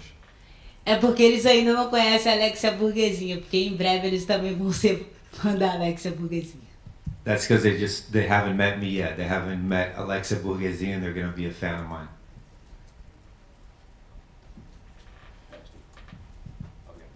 Oh, thank you very much. Esquece, tropa.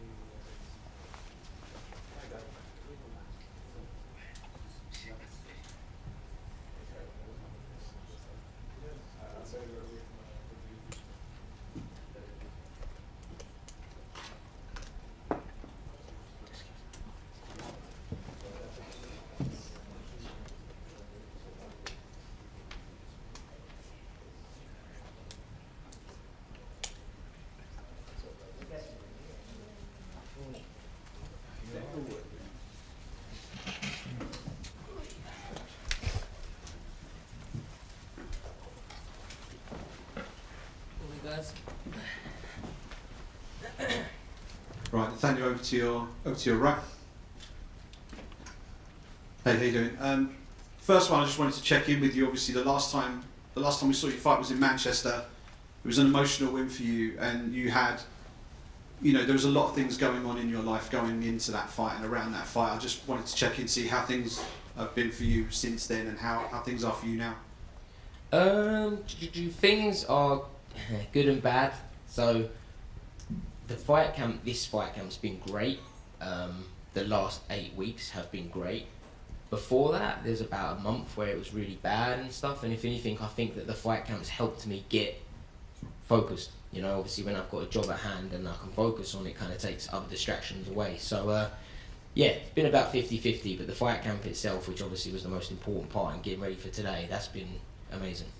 Great. And fighting in your hometown, you're probably the most local fighter on the card, right? In terms of where you live and train. So, how much of a boon has it been for you to know that you're fighting right here?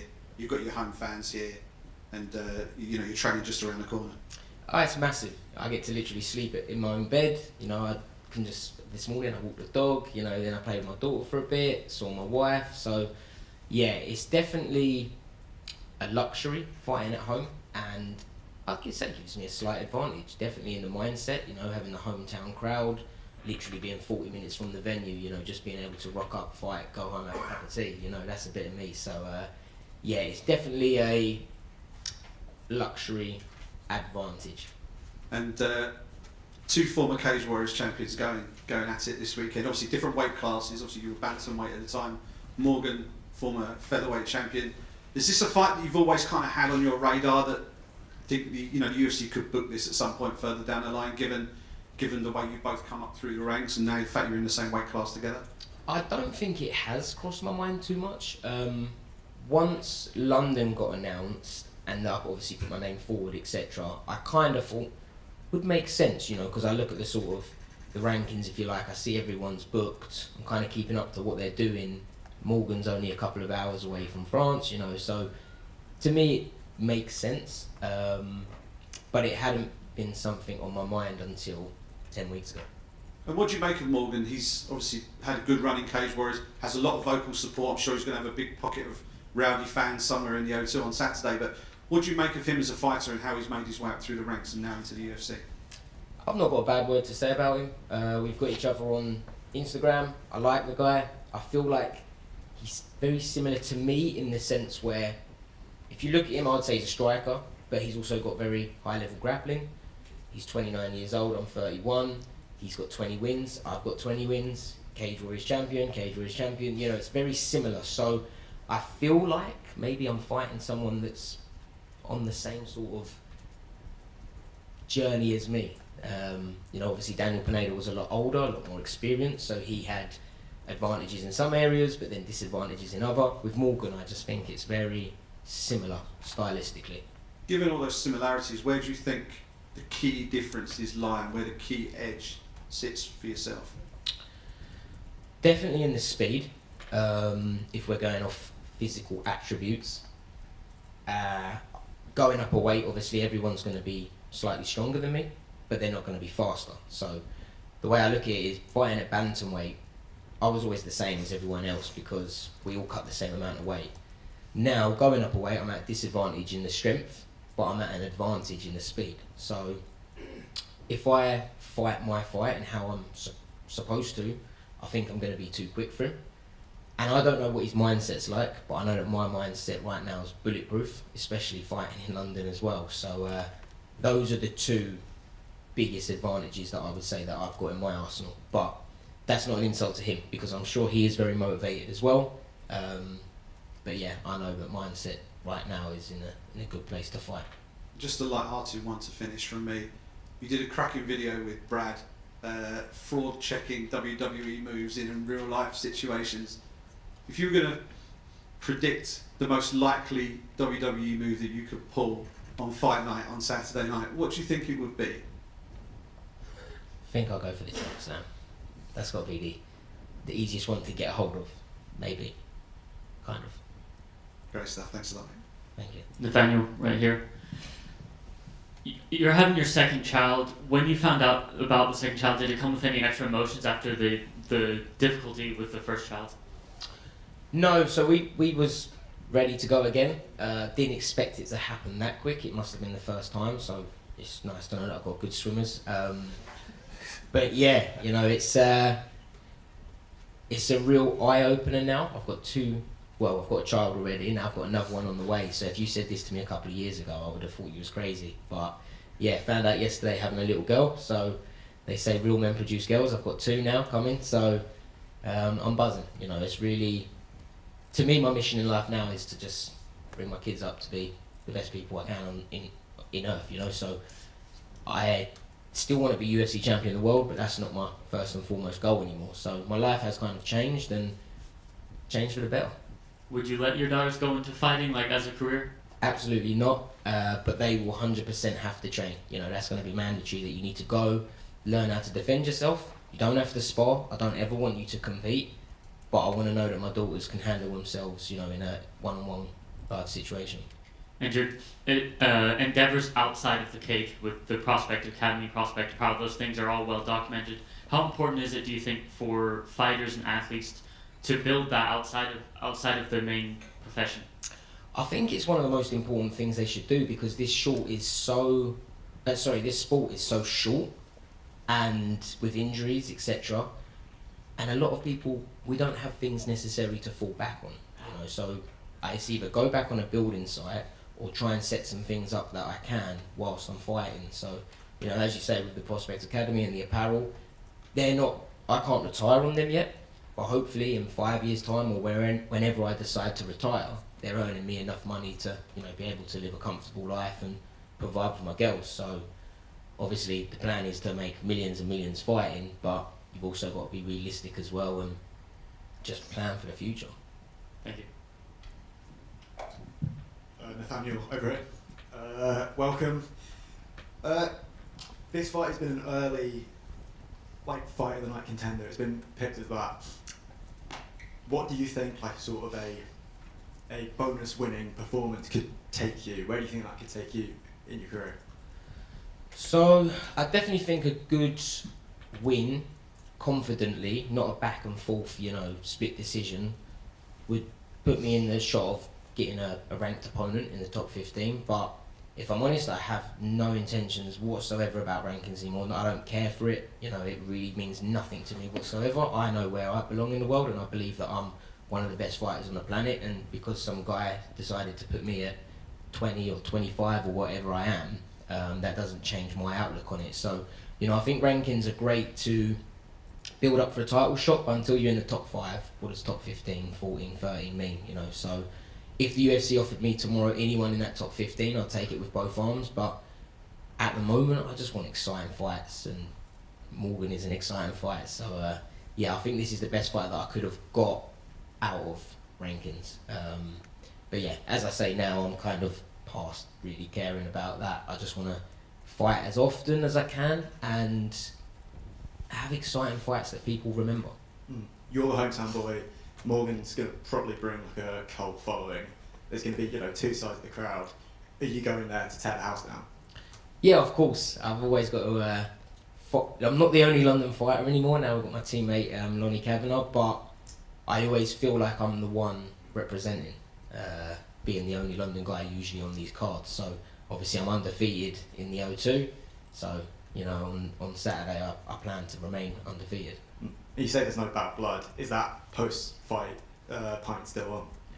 It is. If I'm honest, I don't really drink beer though, so a cup of tea would be better for me. But yeah, no, there's no bad blood. You know, as Brad Pickett said once before, I don't need to hate someone to punch them in the face. You know, we can. It's a sport at the end of the day, and it's a harsh one, but it's a play sport. You know, we're play fighting. This isn't real life. So for me, this is fun. Cheers, mate. Nave, just to talk about the rankings a minute, we spoke the other day and you mentioned again about the rankings and the people deciding the rankings. I'm just curious from a fighter's perspective, how interested or excited would you be about the Dana White's idea of introducing AI rankings? If I'm honest, when we've heard about that Dana White thing, I don't really know what it means. So maybe it's the computers now deciding where we're ranked, but yeah, as I say, to me it's all opinionated. You know, yesterday I think I saw Max Holloway on Tapology's ranked 18th at featherweight in the world. How's that work out? You know, so yeah, we've been moved down I think now to 28th, and I haven't even fought. So you know, the rankings are always just moving, but I don't think people should look at rankings as a way of seeing how skilled you are. Because if that was the case, then Morgan's not got a chance against me. I'm 20 fights ranked above him. But yeah, it's just a guideline, I think. And obviously, if it makes your money, get your money up, then you know it's worth doing. But life's too short for me to be worried about rankings anymore. You know, I'm just here to get as many fights as I can and just try and stay active. That's what's most important. Yeah, and just one more from me. The division's in a bit of a state of flux at the minute with Supporter vacating and moving up. I know you've said that you think the belt might move around a bit now, and I just want to dial in on that fight coming up with Volkanovski and Lopez. Who do you see winning and why and how? I think Lopez is going to win it, even though I would love Volkanovski to win again. I just think that maybe now the time's kind of come, you know, for Volkanovski on that decline. And then I think after Lopez gets it, I think maybe Musra's going to get it. So yeah, I just think it's going to be bounced about for a while, if I'm honest. One more? Go ahead, sir. Hi. Can you just predict the fight for you on Saturday night? And do you think it's the type of fight who get a bonus at the end of the night? If it's a bonus, ideally I want a performance of the night bonus. I don't want a back and forth war. I want to hit and not get hit. You know, I want to try and not break my nose any more than I already have. And I need to obviously win confidently. So I think it's going to be more of a striking bout, but I do think there's going to be a few takedowns mixed in it, and obviously I see myself getting my hand raised. A plan like striking, punch, kick, something? Say that again, sorry? Do you see something precisely? In my head, yeah, but I'm not going to say it, yeah. Thanks, and good luck. Thank you.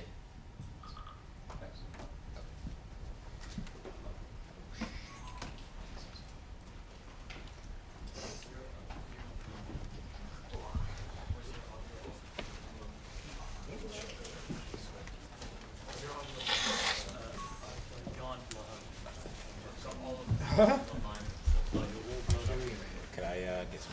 At first it was no audio, and then I seen his face, I was like, okay, cool, I fixed it. The interview's going on, Did you watch well? No, it's not even working on my phone. Yeah, it's not recording. The iPhone? Does he have a time limit? Yeah, I think it's 12 minutes, isn't it? Yeah. Do you know why that exists? At least he's got a laptop that turns on. It's to do with taxation. What is it? Taxes. It's just fucked. I'm gonna go to the laptop repair shop. I think it's a battery. Yeah, I think it's a battery. It's software. It may. That cost you like half a laptop to put the Well, actually, you know you know, like the repair company called iSmash that repair like iPhones. Yeah. You can do a same day one for 150. Too many filthy websites. That's what that is. Look at that shit on my phone. Some of that stuff's illegal that you look at. That's pretty good if you can do it for a couple hundred. Yeah, and you can get it done within like 2 to 4 hours. So yeah, after this finishes, I'm literally just going to go there and just. Well, there's a repair shop here. I'll get it diagnosed first. Yeah, we have Jordan coming in next. If not, I'll be buying a new laptop tomorrow. Yeah. Exactly what you want when you're saving for a house. Please ask him. But you have to giggle like that. Hi, my name is Oscar Willis, and I want to know. It doesn't sound like that. It might sound a lot more gaming. It's a bit different, isn't it? You're right, Jordan, over to your right. Yep, hello, you're right. How you doing? The O2 Arena itself, the building, is very, very familiar to you. This is like your second home in terms of fighting. You're always there at the Indigo. Now you're in the big room, and there's going to be 18,000 fans in there. How excited are you to be able to translate the performances that you've delivered at the Indigo onto the big stage on Saturday? Yeah, I'm buzzing to go. I think it's a bigger crowd, a bigger arena, and it's going to be a bigger performance. That's how I'm looking at it. You know, yeah, I'm going to rise to the occasion massively. You had the debut last time out. Obviously, it didn't go your way, but looking at that whole experience of making the UFC debut, what have been your big takeaways from that, and how did you find sort of that first experience of being in the octagon? Yeah, I've said it a couple of times in interviews. I think I put the UFC fighters on a pedestal. I sort of seen them up here, and I've realised, you know, it's not that they're not up here.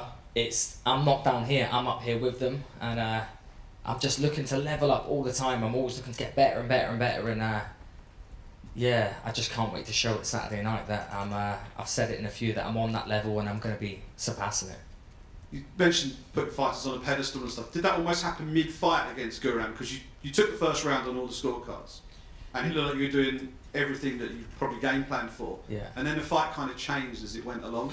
No, like the crazy thing with the Guram fight is, look, everybody knows how good of a striker he is. I thought that I was going to be winning the fight through the wrestling and the grappling. That was, you say a game plan. It's 8 days we had to get ready for it.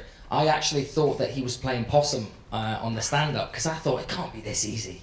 Like, there's no way it can be this easy to be hitting this guy. I've watched him for years, and you know, he's out striking everybody. So in my head I'm thinking, right, he's playing possum, he's letting me get my confidence up, and then I hit him with a shot and dropped him, and I thought in my head, okay, no, I know you don't get dropped playing possum, you know, you don't get dropped on purpose. So yeah, it's just one of them things. Even the last fight in Cage Warriors, before people say he's coming off the camp, it's a sort of camp where, you know, when you're in the UFC, you know every single fight's going to be a crazy fight. You need to be as best prepared as you can. I think in the last one I was a bit laxy-daisy, thinking, oh, I'll get this guy out there. So you're sort of coming in off of a half a camp, if that. This time it's coming off of a full camp, and if I hurt him like I hurt Guram in the first one, there's none of this, oh, I need to keep myself fresh, I need to save a bit in the tank for the rounds. I can just get after him big time. So yeah, I'm ready for 3 rounds of 100%. And you're going to face a willing dance partner in Chris Duncan. Yeah. You know, he loves to just come forward and throw heavy leather. So what do you make of him, and what sort of matchup can you envisage playing out on Saturday? Oh yeah, typical just tough Scot. Yeah, he's big for the weight class. I know people are probably going to watch this fight and think, fuck, Vucenic should go back down to 66, but it's just going to be how big this guy is. And I think it's just going to be that big tough guy versus the speed, and yeah, you know the old famous saying, speed kills. And the last one from me, your walkouts in Cage Warriors are like the stuff of legend, and you've always been someone who seems to sort of take a moment on his way to the cage and just sort of soak in the atmosphere. How special is that going to feel on Saturday in front of a home crowd that's probably 8 or 9 times the size of what you've had in the past? Yeah, unreal. And again, I can't wait to just sit back, look around and take it in. Like, my walkout songs are quite famous in UK MMA. Everybody knows that when it starts playing, everybody's sort of like, it's like a concert. Everybody's really tuned in for it. And I was thinking this time, you know, 0-1 in the UFC, I'm thinking, okay, I'm going to be on prelims. People say, imagine when your walkout song plays, it says, yeah, I'm going to be on the prelims. There's not going to be that many people, but I think the stars have aligned. This time, main card, that song starts playing. I think it's going to give a lot of people that didn't know me a sort of, fucking hell, who's this guy, man? And they're really going to tune in. How much would a post-fight bonus mean? after a fight? It looks like a fight of the night contender on paper. Yeah, well, I've got 3 kids, so I've got 3 kids and an expensive missus, so yeah, it's going to be massive. Great stuff, thanks a lot. It was well documented, I believe, yesterday, the tattoo you have on your leg of Bruce Buffer announcing Corby. How proud are you to represent Corby? Yeah, definitely. I mean, I'd say the thing where I'm from is people either really want you to do really well or they don't care. It's just like there's no in between, but the people that want you to do really well will do anything for you, and that's been like a massive thing in Corby, like just getting stopped by people and just they're almost in disbelief. Like I'm in Asda doing my shopping, they're like, "Oh, are you still here?" Like it's just been crazy. So it's nice to just sort of back the little people. Do you know what I mean? They think even the kids growing up, they'll be like, yeah, do you know what? He fucking could do it. I can do it. That's the message I want to be sending out. And you mentioned the bonus and it going to the kids and the missus, but is there any plans for a potential post-fight tattoo? There's going to be many post-fight tattoos, I'm sure. Well, I say that, I've not got really much room left, do I? I've got an armpit on the other side. I'm dreading getting that done. I'm at the point now, people think I enjoy getting tattooed. I actually don't like it anymore. I really dread the thought of getting tattooed. I just need to get it done. I can't sort of stop, can I? Jordan right here. I was just going to kind of go off that question. Chris was in here earlier, and I said between the two of you guys, you probably have more tattoos than everybody in the room. And I said, man, can we kind of get maybe a tattoo side bet going on between the two of you? And he hinted, the loser has to get the other's nickname tattooed on their ass. Can we throw that one out there? Yeah, I've got a blank canvas there, so yeah, I'm ready for that. And it's going to stay a blank canvas.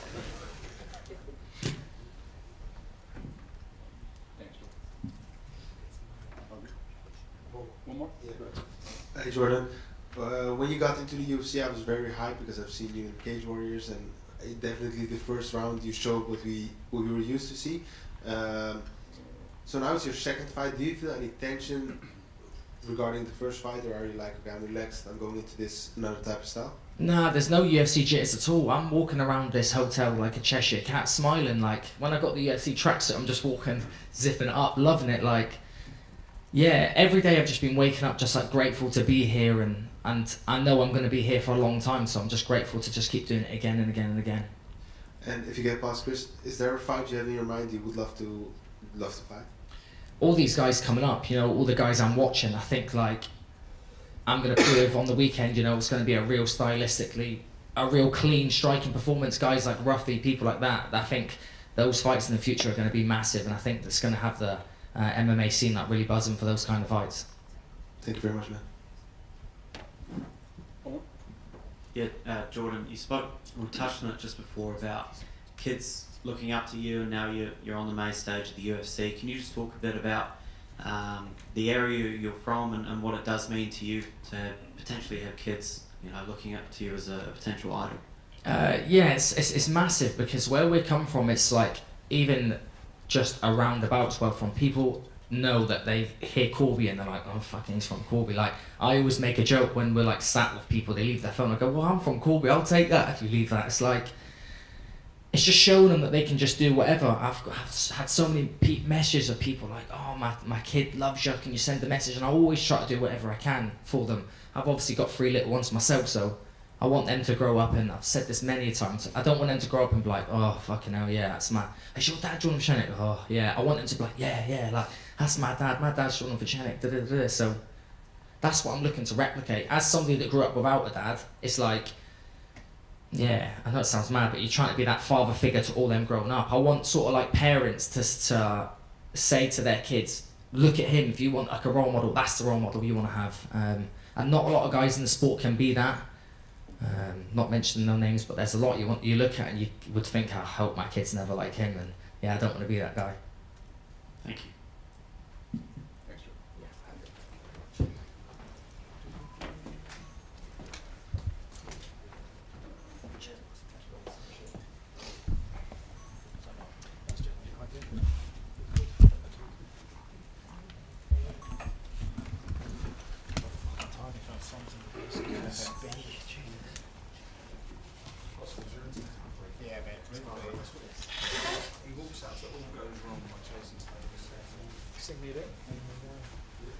That's not going to help you understand. In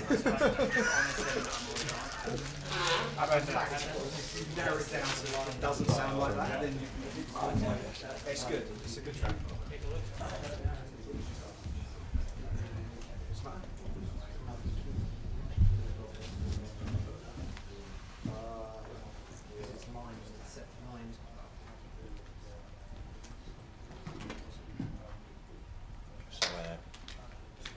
What? I know, I was on holiday. Okay, tell me. I think it's about yeah. All your charging game board and try putting. Yes, remember it was the same one that you saw last time. Yeah. I tried Oscar. It's because he got back on the old line wire. Line. Napster, bro. Dodgy files. Napster, yeah. Single-handedly keeping that Yeah. It's a shame. It's a shame. It was a good laptop. Which, mate, it just doesn't do the job. Fair enough. Hello everyone.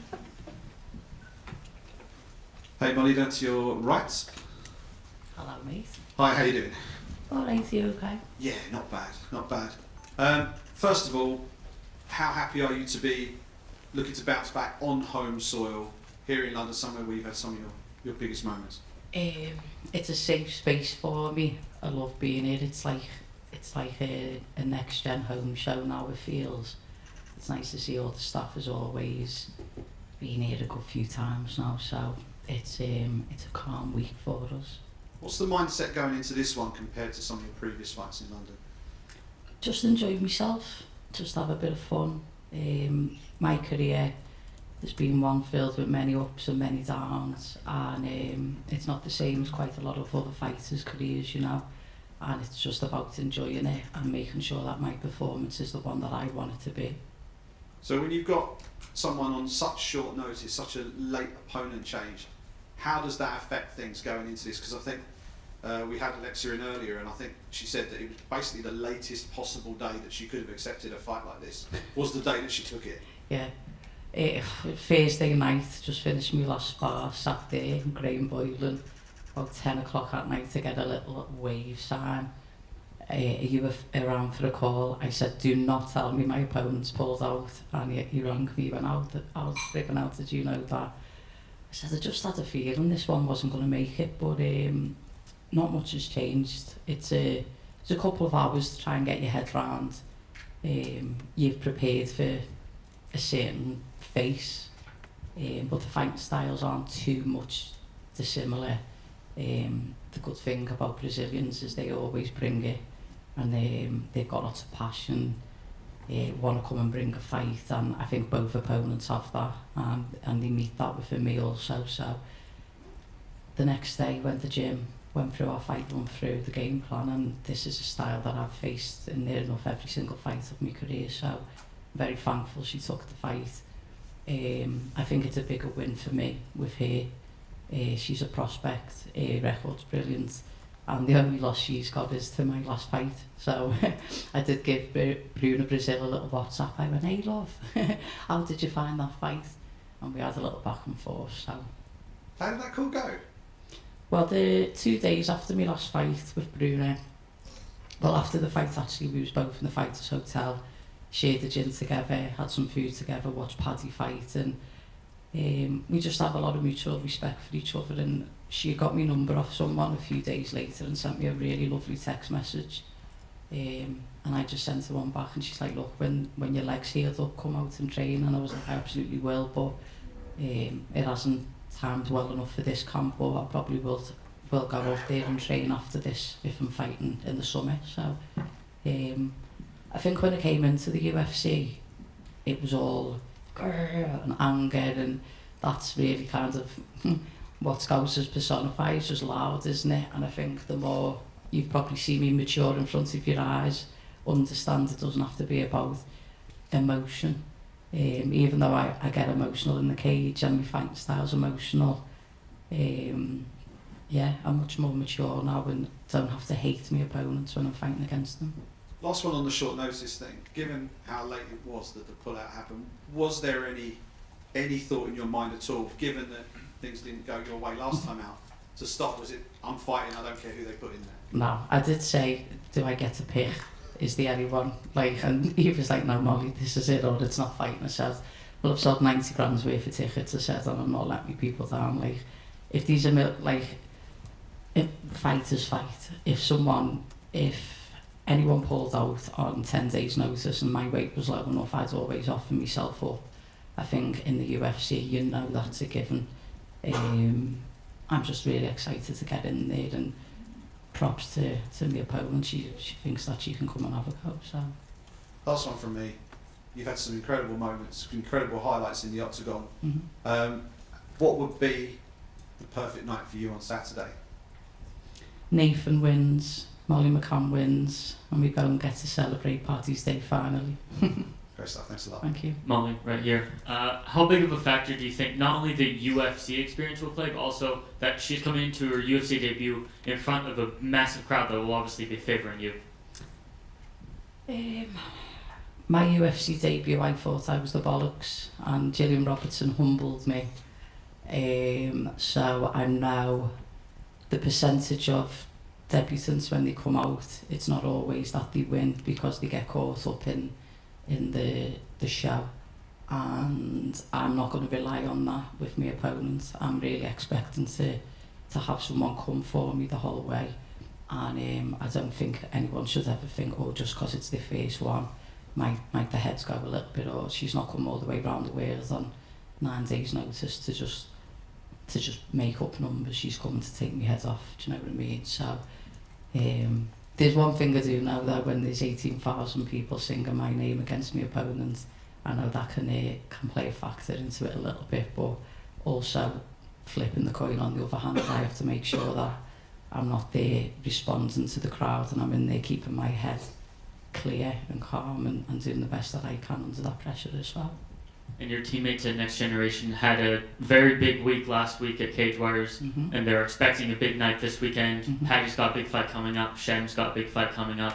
Talking about being there in that gym right now, how encouraging is it? It seems to just be, everyone's doing really well, and it seems to be quite vibrant right there. I think what Paul Ellis and Adam managed to do is they'll come up with a system and how MMA seems to be playing out at that time, and we make training that simulates like finishes and how do we get there in the positions that we get into, and we do really well for a long period of time, and then there's a time where if someone maybe breaks down and then the team go away again and then rebuild, and you can see every one of my teammates, we was all there watching on Saturday, every one of them faced adversity in the first round and was patient and was calm and found a way to win, and everyone got a finish. And it was so inspirational. Like little Francis Breen, my training partner for the last 11 years, went in there, got caught in a big guillotine in the first round, got up and then murdered your fella, do you know what I mean? And it's really inspiring to see, to see it at that level, like fighting, it is only fighting, it doesn't matter you're under the UFC banner, you just go in there and do the right things correctly under pressure and you'll get the win. So I see a big win for us, both me and Nathan.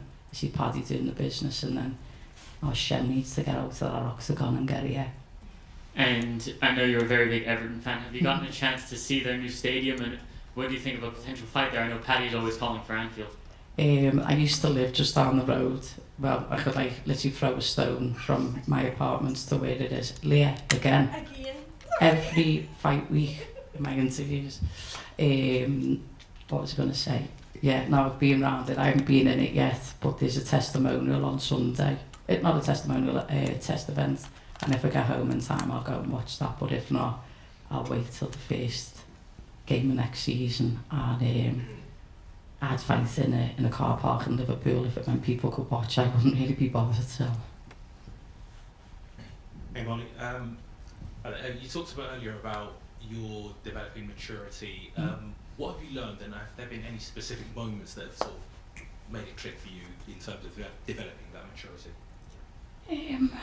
The wins, how to conduct myself in wins, how to conduct myself in losses, how much it hurts when you lose, how to be more professional everywhere. I think the UFC has given me such a platform to be able to build my own businesses, and with that I've grown in that way also. And I'd only had 7 professional fights before starting in the UFC. I was 24 when I started MMA, so I was quite green and learned so much on the job. And I think under them lights and under that spotlight from the media and from the fans and from the trolls, it's just a lot of growing up in front of the public eye, even though I was obviously a little bit older in age. But you make mistakes and you act off emotion, and a lot of us, me and Paddy, we say a lot of mad stuff sometimes because we're just really honest people and there's kind of no filter. But maybe I've learned a little bit of a filter, or knowing what hill to die on, knowing when's really the time to stand on for something and when it's just like, you know what, it's not really going to change an opinion or change that, so I'm not even going to waste my breath on it. But I'm not very proud. I've never in my career gone, oh, I'm really proud of myself and all of that, but I can like sit in front of you all today and be like, do you know what, I'm proud of Molly McCann, because there's not many in this sport who's had 14 fights in the UFC, and there's not many people who every time they lose find a way to level up, find a way to improve, find a way to hold on to a career and still keep on bringing amazing fights, bums and seats, transcend the sport to like people who don't watch the sport. Do you know what I mean? Like, I'm just proud of myself now. Wonderful. And in terms of how does that affect your preparations when you go into a fight like Saturday, when you know you are going to be potentially a huge favourite in the big arena against somebody so raw as you may have been at one point? I think she's just she's going to be really dangerous for that first round. Experiences on my side, I've had as many fights in the UFC as she's had professional wins, and I think you'll just get to see a very more educated Molly McCann in there,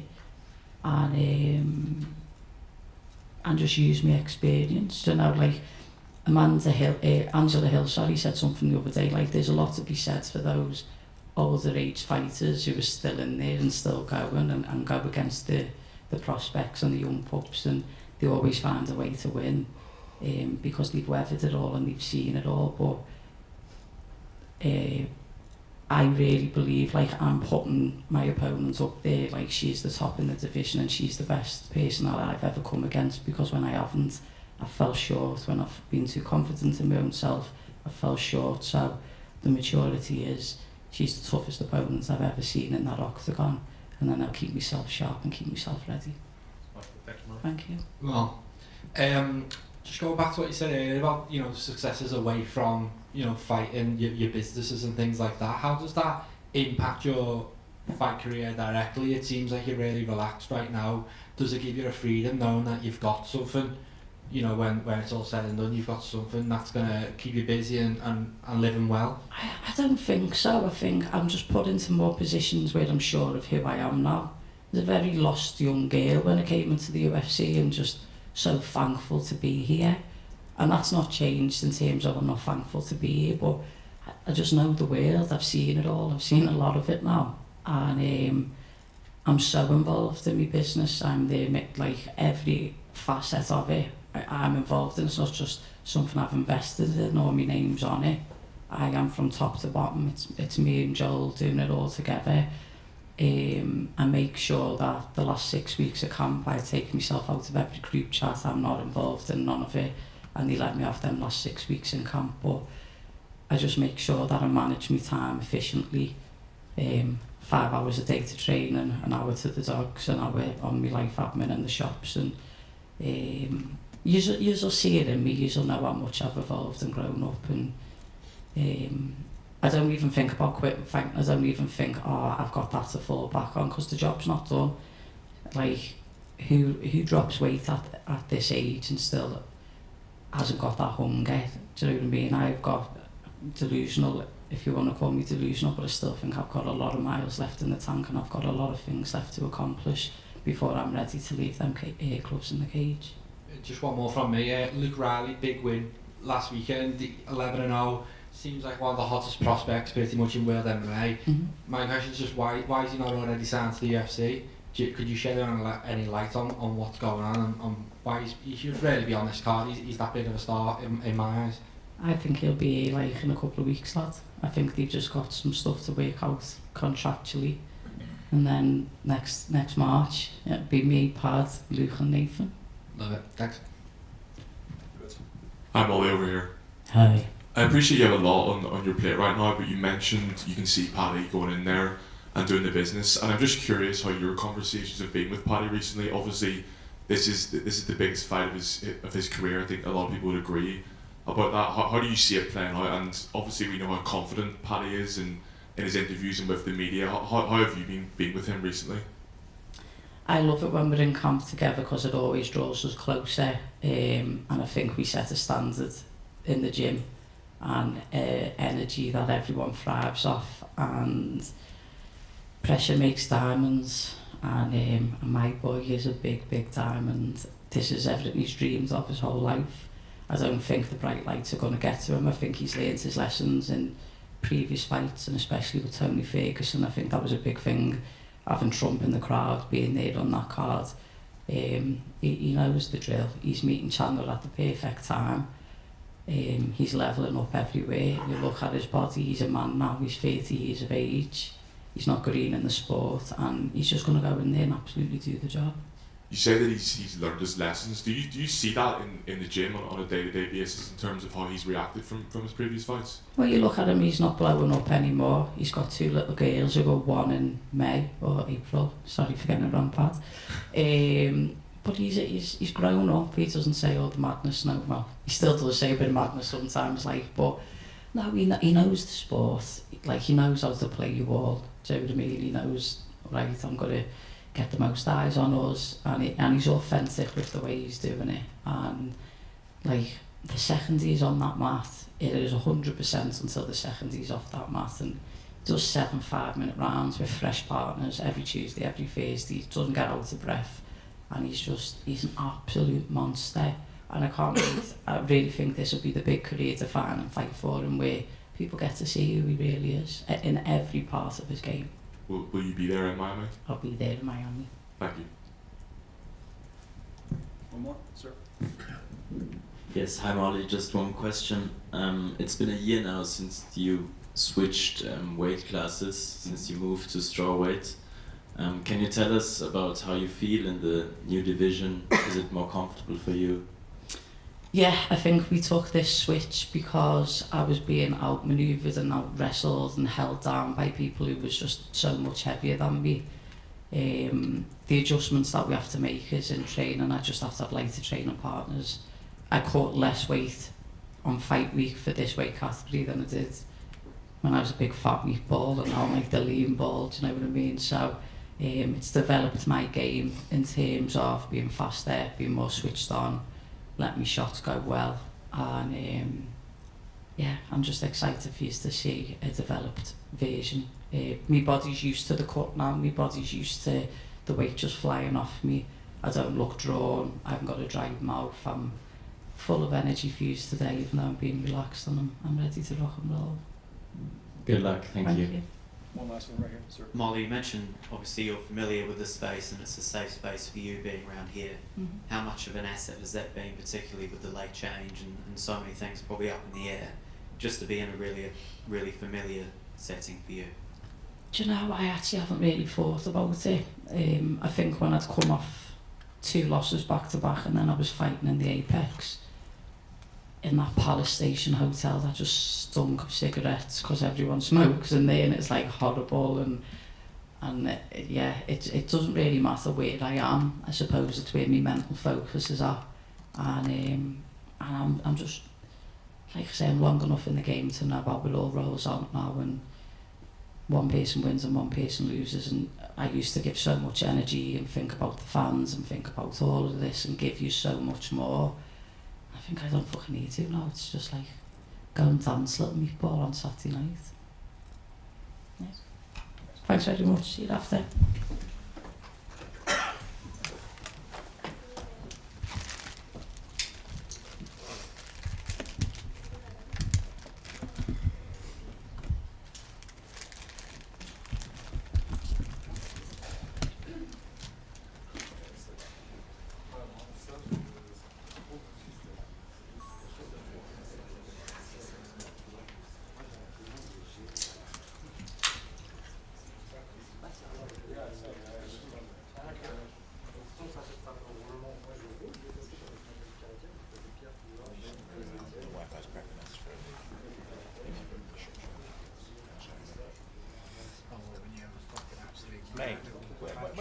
the last time I had a tantrum?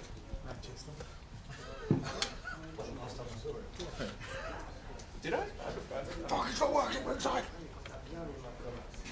I don't recall. I don't recall. I actually had a tantrum in Manchester. Yeah, with Bilal while I went to To be fair, it's foreboding. the sport is over in shit.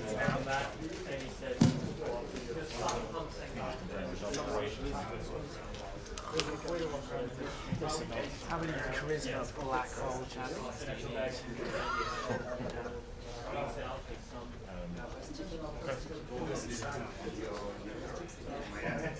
We need something. There's only about 3 to make. John, Tom, Ilya. I guess I'd take it with a chance. Yeah. I think they're waiting to see Jack. Oh yeah. Maybe tomorrow. I'm not here tomorrow. That's going to be Just on Saturday. Where are they going to go? I'm a freelancer. I think it is his. I think first time that maybe a good idea is to put my tripod somewhere. Do not walking all the time.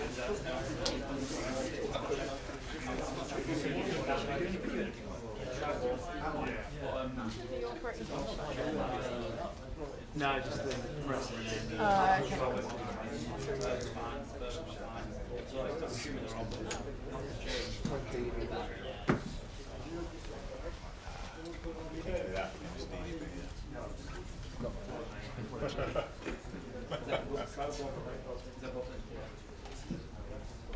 So I think maybe RFLB would be yeah, those three other aside from that, you're both saying fights, that's one for sure. The other stories, is he going to fight against taking one traffic? Was it? I mean, maybe a show for I think if he doesn't come back this year, I think people would find just the casual observers find it just that sort of fight is not. You don't think it is?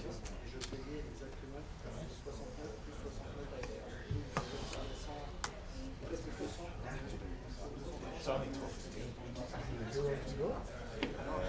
Rushing here in the end now. Yeah. It's hockey. I know. It's Kevin Constantine. Your favorite.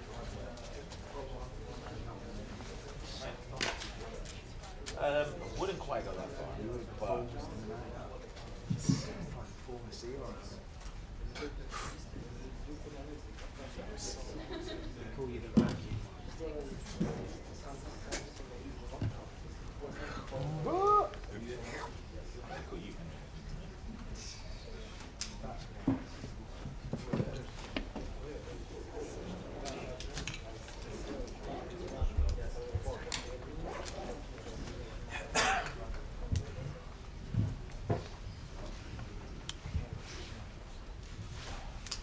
Hi Kevin, over to your right. Welcome to London. First of all, back down at welterweight. Is this a reset and a move back down to the division permanently, or is this just the next assignment that you've been given? It's the next assignment I've been given. I'm just trying to focus on the task at hand. And what was your reaction when you got the name of Gunnar Nelson on the bout agreement? It's not someone that is in active circulation in terms, compared to your own career. We see him every few years or so. So when you saw his name, what was your reaction? I'm excited. Gunnar's a hell of an opponent, so nothing but good stuff. And your career is pretty incredible in terms of the cadence of your fights. I think barely 4 months goes by without you signing a bout agreement and stepping into the cage. Has there ever been any point where you said, actually, I'm just going to stop, I'm going to take stock, I'm going to take a month or two away just to take a break and then go again? Or are you happy just on this almost constant churn of fight? Yeah, I mean, I've thought about it before, but it's like every time I think about sitting down for a little while, they call me and I'm like, hell yeah. So it's like after I hurt the rib, it would have been smarter to sit down, but at the end of the day, it's like sitting at home is kind of boring, so happy to be here. You've been on two fight skids in the past and always bounced back from that. I'm just interested to know, going into those fights previously, have you felt extra pressure going into that third fight, if you like? I mean, shit, you feel pressure after one loss, so I don't think it's too much of a difference. And in terms of the fight with Gunnar this weekend, obviously he's known for his grappling skills. You have grappling skills as well. He's got solid striking. How do you see the most likely path to victory against someone like him? Gunnar's a full-blown mixed martial artist, so just take what the defense gives me, and I'm pretty sure the defense will give me something. Great stuff. Thanks very much. Thank you. Kevin, right here. Talk to me about how important being active is to you. Is it, we've seen fighters talk about it being their mental health, or is it just for you? Is it something you like doing? Yeah, I mean, I get paid to fight. I get paid to entertain people. So it's like number one goal is to entertain people. Second goal is to fight. But I can't entertain people if I'm not fighting, so they go hand in hand. And Gunnar is very popular here in London. It's rare that you aren't the crowd favorite. How do you feel the crowd might be? Do you think they'll be mostly in your corner, or do you think they'll be mostly cheering on Gunnar? I'm prepared to get some boos, and then by the time it's all over and done with, all his fans will be my fans. So I'm cool with it. And when this fight was originally announced, there were some comments saying, you know, why is he taking a matchup similar to Ryan and Charriere after the way that fight went? How do you respond to those comments about people saying, you know, that Gunnar's going to walk through you with the grappling? I don't make excuses, so no matter what happens in the last fight, we'll see what happens in this fight. Kevin, over here. I read something that you're the most active fighter in the last couple of years, 20 fights, very shortly after each other. Do you want to keep the tempo up, or is there a point where you say, okay, now I'm done and I'm going to it? Oh, no. Fight as much as I can until the contracts are completely over, and when the contracts are completely over, we'll see what happens next. Is there a journey away from MMA for you? Yeah, I'm a hell of a hunter. Okay, thank you very much, man. Thank you. Kevin, right over here. Yes. Absalon for Karate Bushido. They all talk about the cadence of your fight. We know you like to buy good stuff after your fight. Is there a motivation, maybe a new whip you want to buy? No, I've been, we're actually working with a sponsor right now that does cars, but, no, I've been buying land lately, and just making sure my animals and stuff are good, so just more cattle and more land, that's all I need. You talked about the after career. We saw your famous apparition on the Jackson podcast. Is a podcast something you want to do in the future?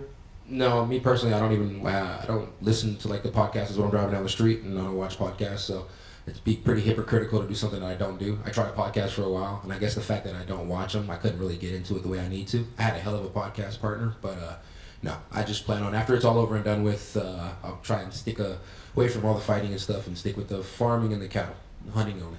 You are a great host. So you have also had a fight before where you said that the more entertaining you want to be the most entertaining. Do you feel like more pressure because you're expected to be entertaining against Gunnar Nelson? No pressure at all. I mean, Gunnar has to be entertaining as well. I mean, if guys go out with the same game plan as already are and shoot 3 seconds of the fight and look for a choke, I mean, if people think that's entertaining, great for them, but I mean, it's kind of fucking boring, but it is what it is. So, are you good with the surname Big Mouth? I'm good with any name, as long as you don't call me anything offensive. Alright. Thanks a lot. Thank you. Back here. Hi, Kev. Good morning, first of all. You are one of the most active and entertaining fighters of practically the history of this sport. You fought practically everyone from Chimaev to Chiesa to Jack Poncinibio, and many more. Which fight would you say was the toughest for you, and which fight did you have the most fun in? It's like most fun, just depends on the day. Toughest fight, probably one of the fights that I lost because obviously I didn't win. So, you know, it is what it is. What can we expect from you this Saturday night against Gunnar Nelson? I expect me to get my hand raised. Can you give us a prediction for the fight? I have no prediction. Gunnar's a hell of a fighter, so I'm pretty sure it'd be hard for him to make a mistake, but I'll pull one out. Thank you, Kevin. Behind here. Kevin, you're known for your trash talk in the cage. Has there been any opponent of yours where you get that same vibe of trash talking, or what that influences you? No, I mean, I never trash talk. I just have casual conversations inside the cage, and if you take it as trash talking, I'm sorry. Okay, and we spoke about your insane activity. When you look past the fight on Saturday, do you have any dream matchup, or do you just look what's coming towards you? No, my dream matchup is just always putting more numbers behind the next check, you know. So just get a dub so that way I can continue to get to a better spot in life. Thank you. Thank you. Hi, Kevin. I'm referring to your legendary finish against Charriere with my question. You don't predict anything for Saturday, but do you have dreamed about something? Like how in Charriere fight I said I Yeah. had a dream about this. I mean, Charriere was more nightmares. I'm happy it turned into a dream though. Thanks. Right question. Hello, Kevin. Since last summer, Charriere constantly named your name as a desired opponent. You replied to him that you're okay with this fight, but you and him constantly have different opponents. So, while Charriere is out of ranking, are you interested in fighting him? London was a far flight, and then I got here and I'm sleeping on a twin bed. So if you want me to travel overseas again, it's going to be a little more difficult. So if he wants to come to America, I'm pretty sure I'll fight anybody. So I don't really get what you're asking me. Are you asking me, am I going to travel again? No, I'm asking you if you're interested in fighting with Charriere. I'm interested in fighting everybody underneath the sun. I mean, if you sign up for the UFC and you want to fight, I'll fight you. Fight's a fight. That's how I get paid. Cherish accepted. All right, well, we can go to the locker room right now. No problem. Last question. Okay. Hi, Kev. So you said you have two heroes, Batman and Dana White. So Batman versus Dana White, who wins? Damn, I said that before? My bad, I meant black man. I'm black man, so. Next question, or no question? All right, guys, been a pleasure.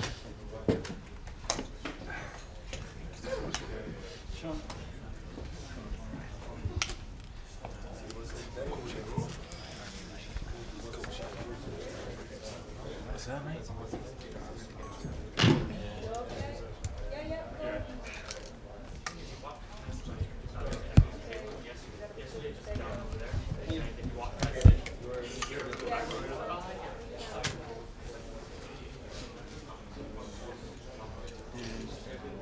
Jesus.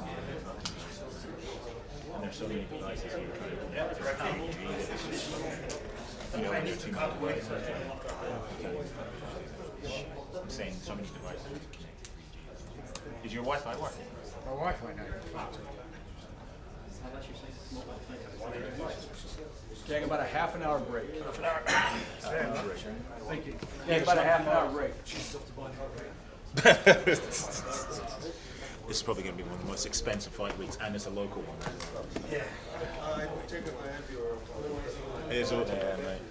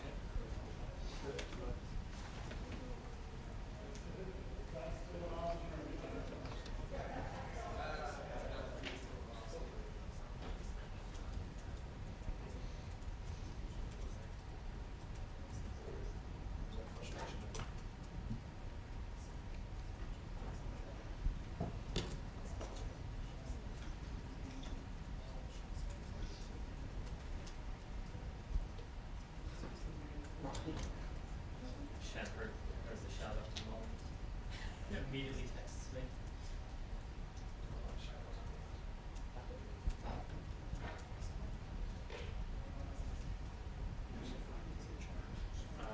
No, his fight's off right now, so he's still waiting on him. Lamali has to.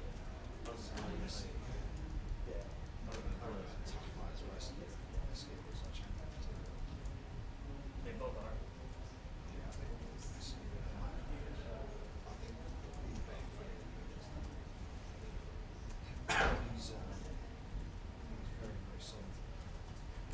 Yeah, SKO was good. It would have been a really good test.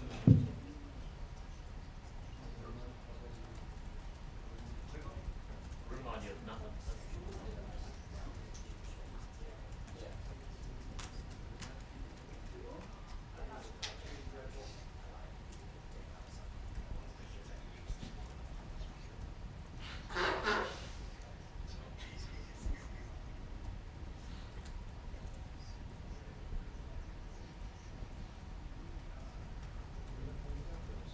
He's come down for Reno. The brand that sponsors him and he's coming down tomorrow. I'm going to go with him.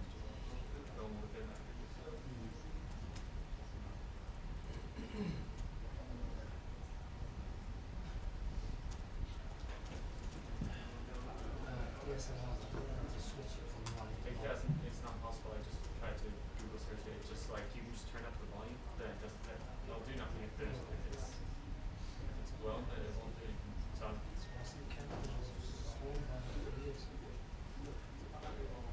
just hope. The thing is, the UFC 3 or 4, everything was perfect. That was one of the only events perfectly smooth sailing.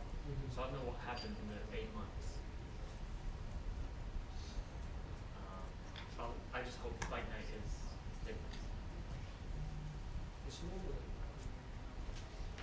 different sound. Yeah. Do you think it will be down like this?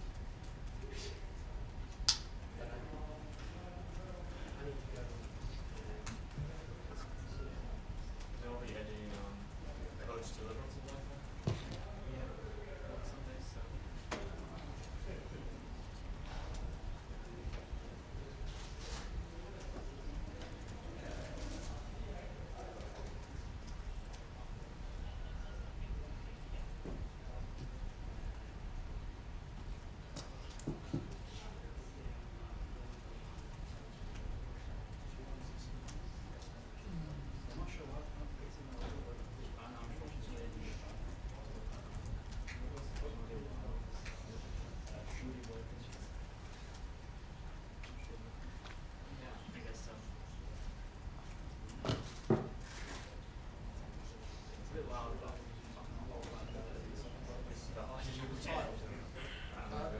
Doing the titles?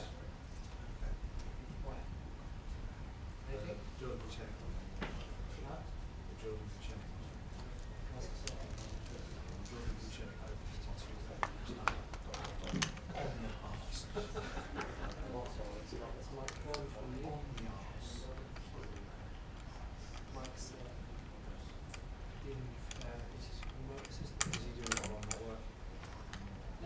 Oh, he's on duty.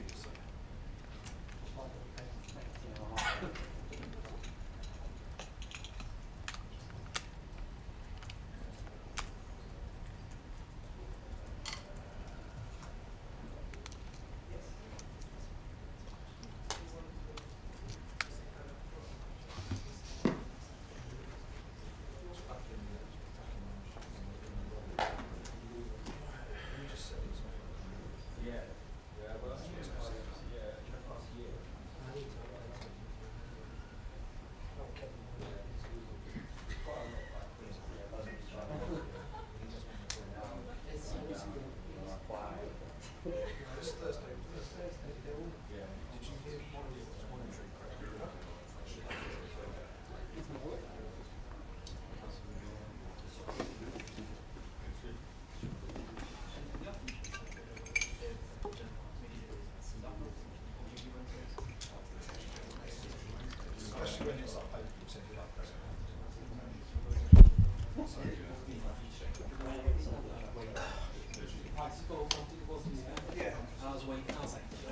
You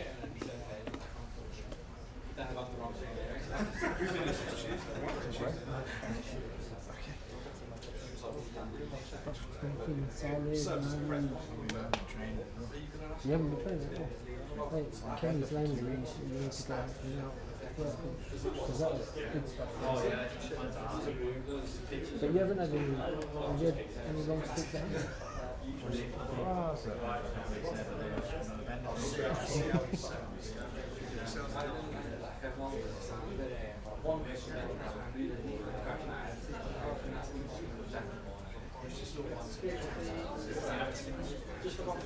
All right. Who's he?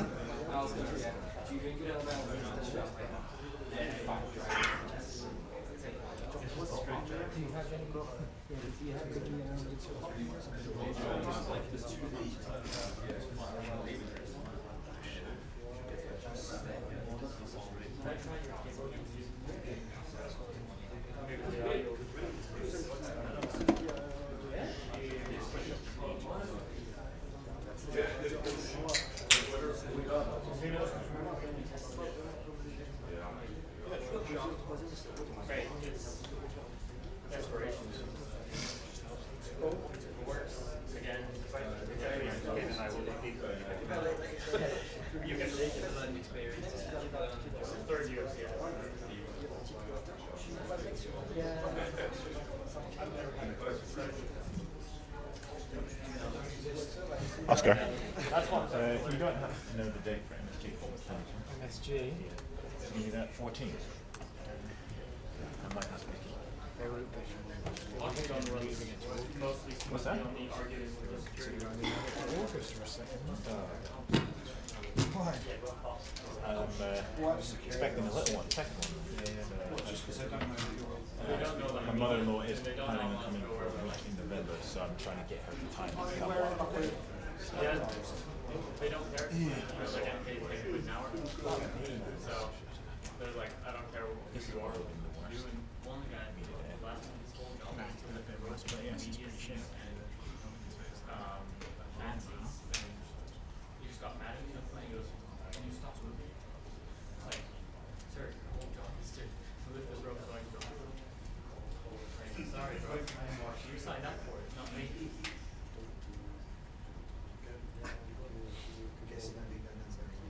I didn't say that. No, I helped him look for a customer. I got the customer.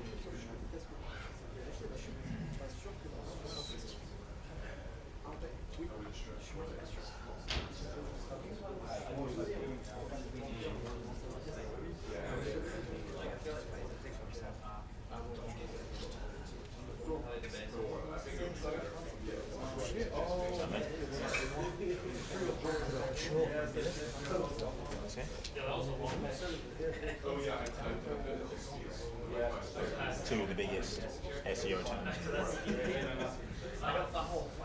Two dons. Get it? Because we're both dons. Did you get that? Yes, I did.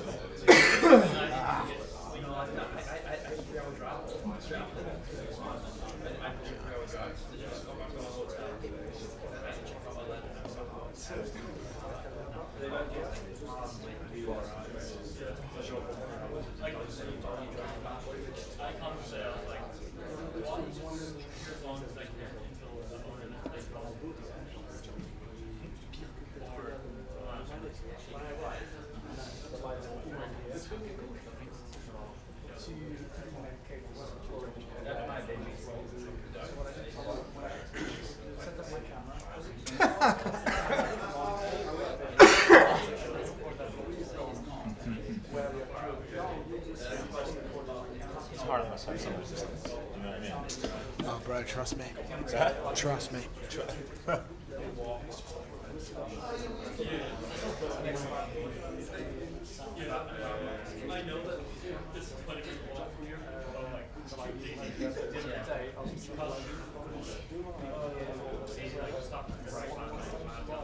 Yeah, I mean, if you can do that, Don might not, or Don might not be here. I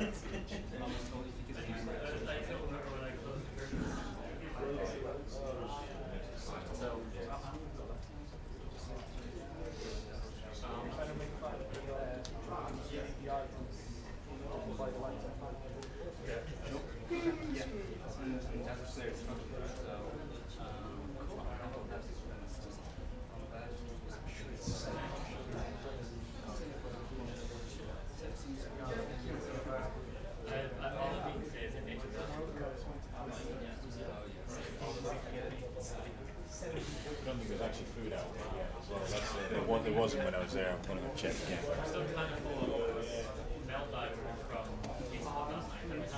No, I've not. I think he said your face says it all. I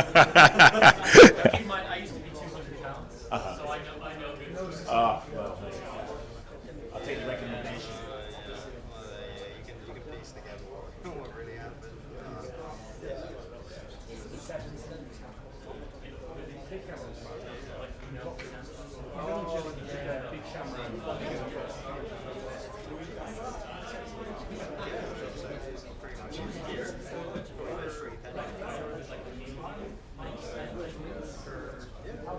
Yeah, they've probably got a car.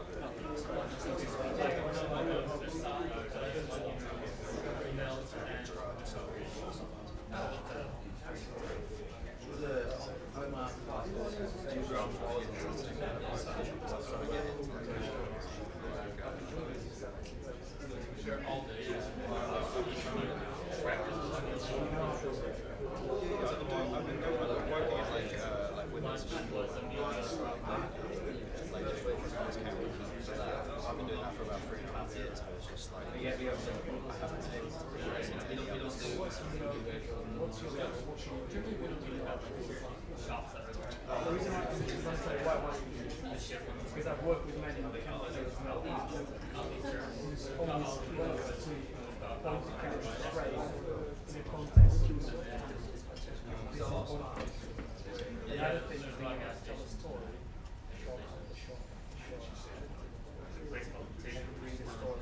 Explain as a narrative, which isn't used to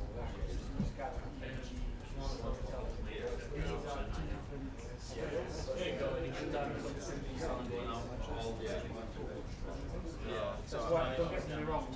Oh yeah, no, I've done like a bit of both. So like most of my experience has been like multi-camera, like doing like just broadcast multi-camera like sports. But then I've done like promotional stuff, like behind the scenes stuff.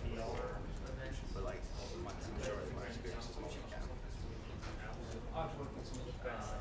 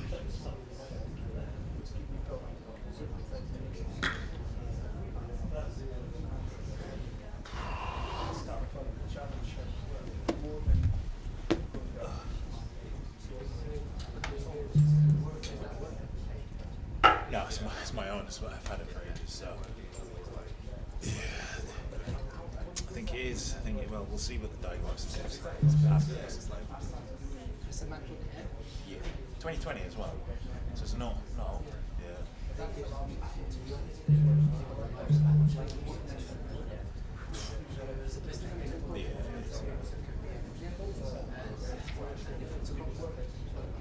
Yeah. Then it fucks about it, doesn't it?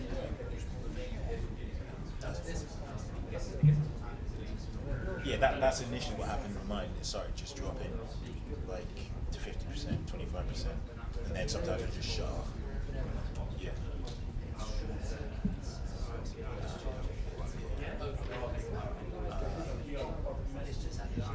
Yeah, I think the battery's just hanging. That's what it is.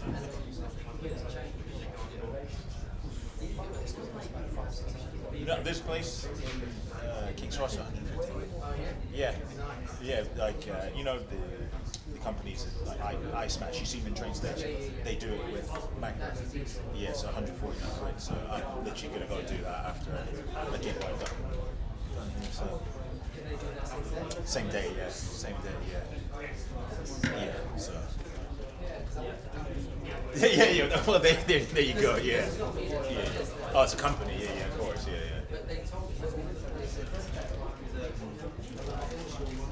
Yeah. Yeah, but it's better to do that and drop an extra 1,500 quid or whatever it is. Yeah.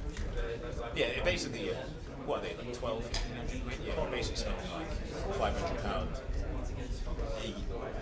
250 a year, basically, pretty much.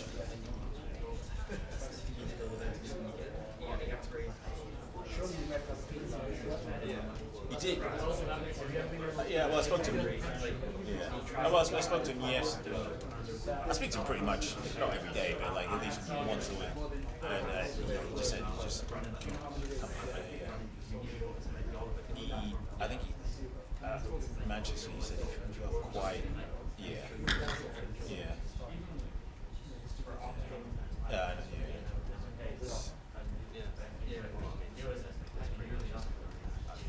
But the way I see it, just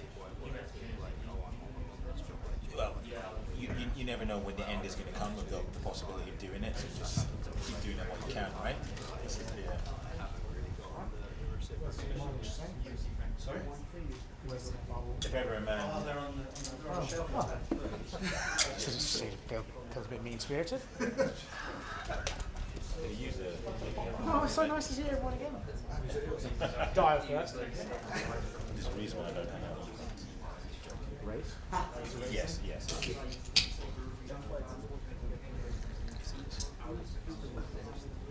Yeah.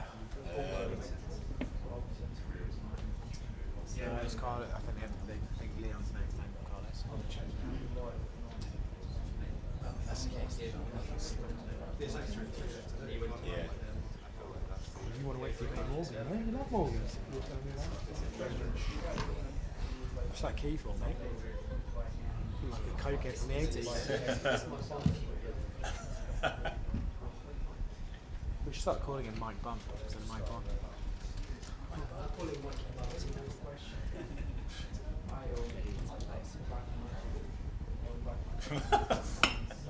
Wow. Throwback. I was about to say.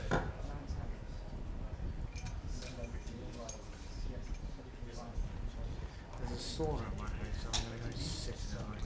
Where are you situated? 5 minutes down the street, Novotel. Novotel. Fucking very nice as well. Is it? Yeah, great views of the city. Is that what you posted your story from the other day? That's my room, but if you go to the restaurant on the 38th floor, it's absolutely bloody beautiful. Is it? Down the street. Novotel. Opposite the Britannia. It's a contrast. It's like the Vermellas. You've got Vermellas on one side and the African side. Yeah, that is the fucking the grimmiest hotel in the world.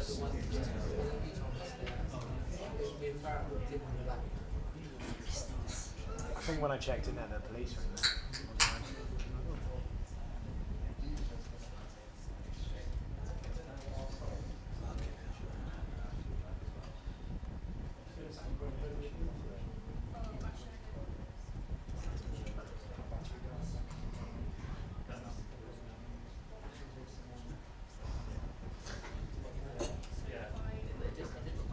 Might have some Wi-Fi, mate.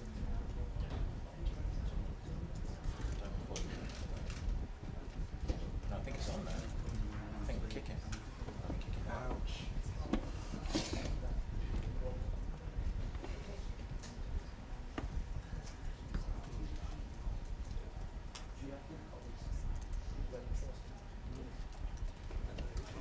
Wrong, dickhead. I think it's McCann. It's just like a lot of them are in the same situation as me. Like they're trying to find clients, they're trying to find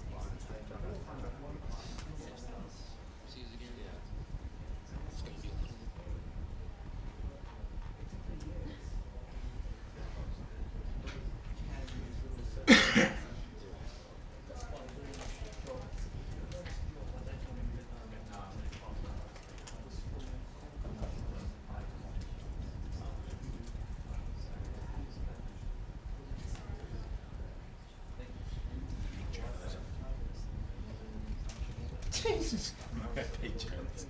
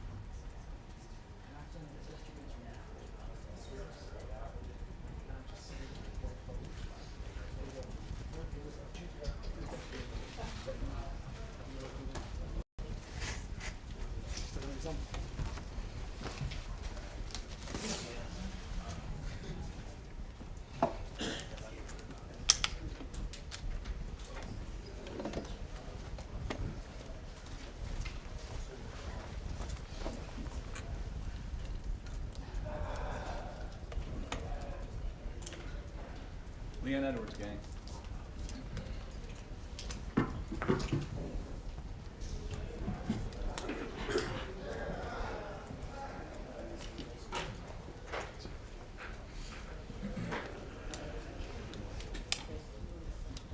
Jestem głodny.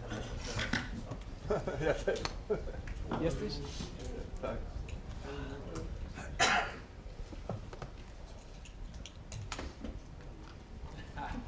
You were preparing something. Outside.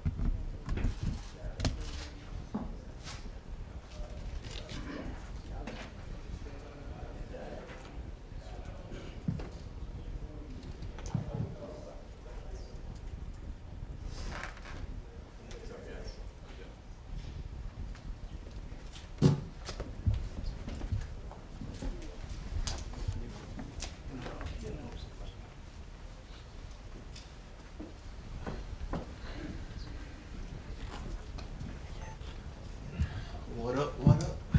Hey Leon, over to your right, sir. First off, welcome back. Looking back at what happened last time we saw you in the cage, you've been through the sort of the unpacking process, if you like, of sort of processing that defeat and the somewhat bizarre circumstances in which the fight played out. Now that's all now in the rear view mirror. How are you feeling now going into this one compared to the last one? Feeling good, you know. It's been had a good little layoff after the fight. Obviously the fight didn't go to plan, to what we had planned, and there was unforeseen circumstances that caused that. But like I said, it is what it is now. I'm moving forward. I'm excited to go out there, perform again. I feel like I'm going in there to put my wrongs right. I feel like I owe it to the UK fans, I owe it to myself, and yeah, I'm excited for it. It's kind of an interesting sort of shake-up that happened in the welterweight division with Shavkat not being able to fight Bilal for the belt and Jack getting the shot. Yeah. How was that a source of any kind of frustration for you, or was there the knowledge that basically you knew you needed to be on this card? I feel like I needed to be on this card, right? I think I spoke to the UFC because also I'd love to fight Bilal in May for the rematch, but it would have been weird to take me off based on my hometown. The fuck? Attention please. This is a test of the emergency automatic Please take no action. I'm about to run there. What was that? I can't remember what I was saying. I don't know. I'll move on to the next question. You've got Sean Brady now. Obviously, he came in relatively short notice. It's a change of opponent style, but it's not an unfamiliar style to the past opponent. So, how helpful in a way has that been that it isn't a complete departure from what you've prepped for before? It's good. Like I said, it's a style that I've been preparing for the last 5 fights. You know what I mean? So it was easy to get all my ducks in line to finish off training camp. Basically, I think like 4 or 5 weeks.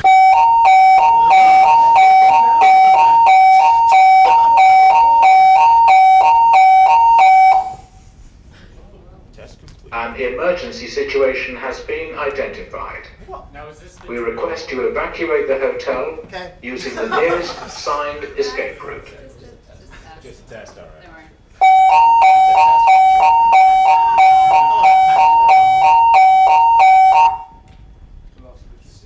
An emergency situation has been identified.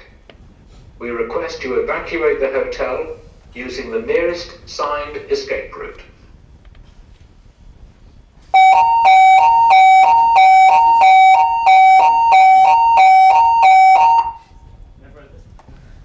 An emergency situation has been identified. We request you evacuate the Sorry, Leon. I feel like Bilal did that. Yeah, the mics are out. Hello?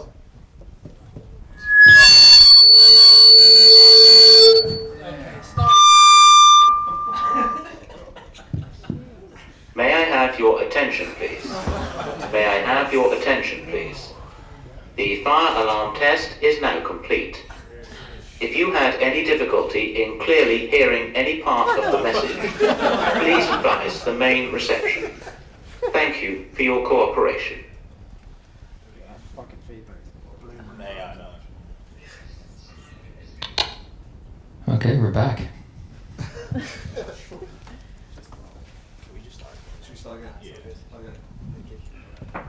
Yeah. So, Leon. Yeah. Nice smooth fight week so far. Everything going okay for you? This is a fucking career. This. No, it's all good. It's all fun. Going back to what we were saying about short notice changeover an opponent with Sean Brady, familiar style, all the rest of it. But what does he bring that you think is slightly different to the likes of Colby, to the likes of Kamaru, in terms of the way he approaches his wrestling and the way that he works when the fight is on the mat? I think it's pretty similar as far as the wrestling takedowns. He probably got more submission threats in it as Usman and Colby's, and to Bilal, the more like riding pressure kind of wrestlers. He's more he will go for stuff, you know what I mean, which gives more space to get up basically, or to reattack. So if you've seen from the Burns fight, Burns is able to get up every time and reattacks every time, you know what I mean, because he kind of creates scrambles. As the other guys are more like pressure wrestlers, I would say, probably. And seeing the face-off between the pair of you two, the height difference was pretty I pretty didn't know clear to see. It was quite surprising. Yeah, I didn't know it was that small. When I walked up, I thought, like walking towards him, yeah, like his back turned to me, right? I thought, I looked for what the fuck, Sean. Then turned around, I was like, what the hell? So yeah, I think it's about 5'9", probably 5'8", 5'9". I feel like the size difference, the reach, the strength, will play a big part in the fight, you know. And I think you said in a previous interview that you've been told that this is a #1 contender fight. You've given assurances you've got the title fight if you win this. For me, yeah, 100%. I feel like I'm still ranked #1 in the division. There's been no movement in the division since I last fought. I'll go out there, get a good performance against Sean, put him away, finish him. I feel like that put me right back in line to where I feel I belong, you know. And yeah, 100%. Great stuff. Thanks very much. Leon over here. Leon, you're quite a big guy for 170. Is there ever been a thought for you to go to 185? That was my plan. Defend my belt a few times and move up. But I feel like for now, my dream obviously now is to regain my championship. Then from there we go from there, you know. And after your loss against Bilal, I can imagine you prefer him to win the fight against GDM. Is that also your preference, or? I don't care really who wins. I was doing icing on the cake to take it back from Bilal. But if JDM beats him, then it's JDM, right? It's not really, yeah. Would you accept a #1 contender fight against Shafkat again after this fight, or are you like, okay, if I put out a great performance, I just need the title shot? Yeah, I feel like I put on a good performance, go out there, put away Sean. That put me in place to go straight back in for the title. I feel like when Ian and Shafkat fought, it ran like a bomb burner fight, like a sick fight. I think, he needs to fight for the title. You know what I mean? So no one knows how long he's out for with his injury. You know what I mean? So right now I'm focused on Sean. I feel like I gotta get past Sean first Saturday night, and yeah, we'll go from there. Good luck Saturday. Thank you. Leon, down here to your right. For the best part of 2 years, you were the hunted at 170 pounds, and now once again you are the hunter. What's it been like switching your mentality to being the hunted to the hunter? It was easy, right? I feel like I was always the underdog. So I always felt like I was already there mentally. You know what I mean? I feel like for me, it's been a long time since I've lost. So it was almost 10 years. You know what I mean? So it took me a while to like let it sit in, let it soak in. They think, you need to regroup and go again. You know what I mean? And I feel like I needed that time away from the sport to make it sink into my soul and regain what I feel like I need to regain, and yeah, ready to go again. You know, I'm excited to be back and excited to perform. And has life changed now that you're no longer the champion? Because we've seen in the past when people lose championships, there aren't as many hangers on, or there aren't as many people trying to be around you. Has that changed since? No, not from what I know, not really. I didn't really have the same team that I had when I was like 16 years old. Dave's still there, Tim's still there, everyone's still there. You know what I mean? My friends are still the same friends from school. This is like I've never really like buy into the celebrity thing anyway. So my life didn't change one bit. It changed financially because now I'm fucking check is not there's no pay-per-view points and shit. But apart from that, he's not really changed, you know. Is Saturday night kind of like your Roy Jones Jr. type moment where you're going to remind people just how good you are? Obviously, you had an off night in Manchester, but this is now everything 100%. Is ideal. That this is going to be the time. Yeah, 100%. I feel like Saturday night is more for me, right? I want to go out there and put my right wrongs, and I know that I'm better than what Manchester was. You know what I mean? And this is more about going out there and just putting it right for me more than anybody else. You know what I mean? And just showing the world like who fuck I am. You know. Cheers, man. Leon, just over here. You know, there's been a lot of back and forth between you and Bilal. He said recently on Twitter that you're full of excuses and mentally weak regarding obviously your fight together. What's your take on that? What's your response? The way Bilal talks is like he went out there and like fucking knocked me down and dropped me and battered me for the all round. Like all he did was wrestled me, single-legged me, picked me up, put me against the cage. He didn't no damage really. The thing at the end of the fight, if anything, he was the one on the floor leaking, about to get stopped. You know what I mean? So if I was already broken, you're about to get stopped 1 more minute out of that fight, you would have got stopped. You know what I mean? So yeah, the way he talks is doesn't. From what he does in the cage, he's 2 different person. He talks like he's like Mike Tyson, but when he fights, he's not. You know what I mean? So it is what it is. I feel like, yeah, it is what it is. And he said that he's picking Sean Brady, obviously this weekend. But is it personal between you two? Not really. It's not like him. You know what I mean? I don't think there's. Wouldn't be friends outside the sport. I wouldn't know who he is. You know what I mean? So, no, not really. And Sean Brady told us today in the media day that it's a bad look, he thinks, for you to be talking so much about Bilal in the run up to this fight. I'm not talking about Bilal. You asked me about Bilal. I'm not talking about him. You keep asking me about him, but yeah. Do you think it's hard for you to get away from that subject? Nah, not really. I feel like, because Sean's not doing much talking for this fight, I feel like Bilal was on Twitter chatting shit, so I feel like everyone just keep talking about Bilal. But as far as me and my coaches, or I'm not training thinking, oh, what's Bilal doing? You know what I mean? I didn't know he tweeted what you just said. So, yeah. And do you see Bilal retaining the title in Montreal? I don't know. I feel like JDM obviously is a better striker. Yeah, good anti wrestling as well. So I don't know. If I put money on it, I'd probably go JDM. Okay. If I put money on it, yeah. And then in terms of a fight then with you and JDM, if that was to be for the title, how do you think that would go down? I feel like I'll win. He's a good fighter. You know what I mean? I was excited to compete against him. I was hoping for a striker. You know what I mean? I'm for a striker now for the last like 5 years. So we're doing good to come back to London and entertain the fans in that sense. But like I said, Sean Brady is another tough up and comer. That I got to go out there and get rid of, you know. Leon, you're once again the you're once again the underdog going into this fight. It's a position you've been in a lot in your career, but a position you always tend to thrive in. Do you sort of relish that opportunity to sort of prove people wrong, or do you see it more as like a disrespect? Nah, it don't really bother me, you know. Like I said, I've been underdog in many fights, and I haven't lost before the last fight. I haven't lost in almost 10 years. So, if all these odds that means nothing. You know what I mean? I've proved time and time again that I'm one of the best in the division now. So you don't feel that the UFC or the brass, they underestimate you? No, I don't feel like it matters. Well, I mean, you spoke a lot about in like leading up to fight week about how you've been assured that the winner of this is going to get a title shot.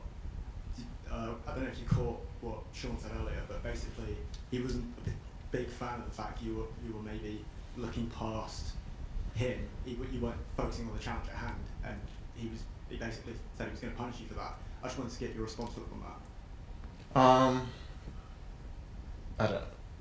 I feel like I said, I'm focused on Sean for Saturday night, but the long-term goal is to become a 2-time world champion. If he ain't got that dream in his head either, then that's him, you know, for me. I always put my main goal first, which is the championship. Then I always work towards it. There's steps in the way there you got to get past. That's just as important as the title, but the title is the main goal, right? You got to chip away fight by fight. You got to win fights. If we go out there and lose to Sean, there's no title shot.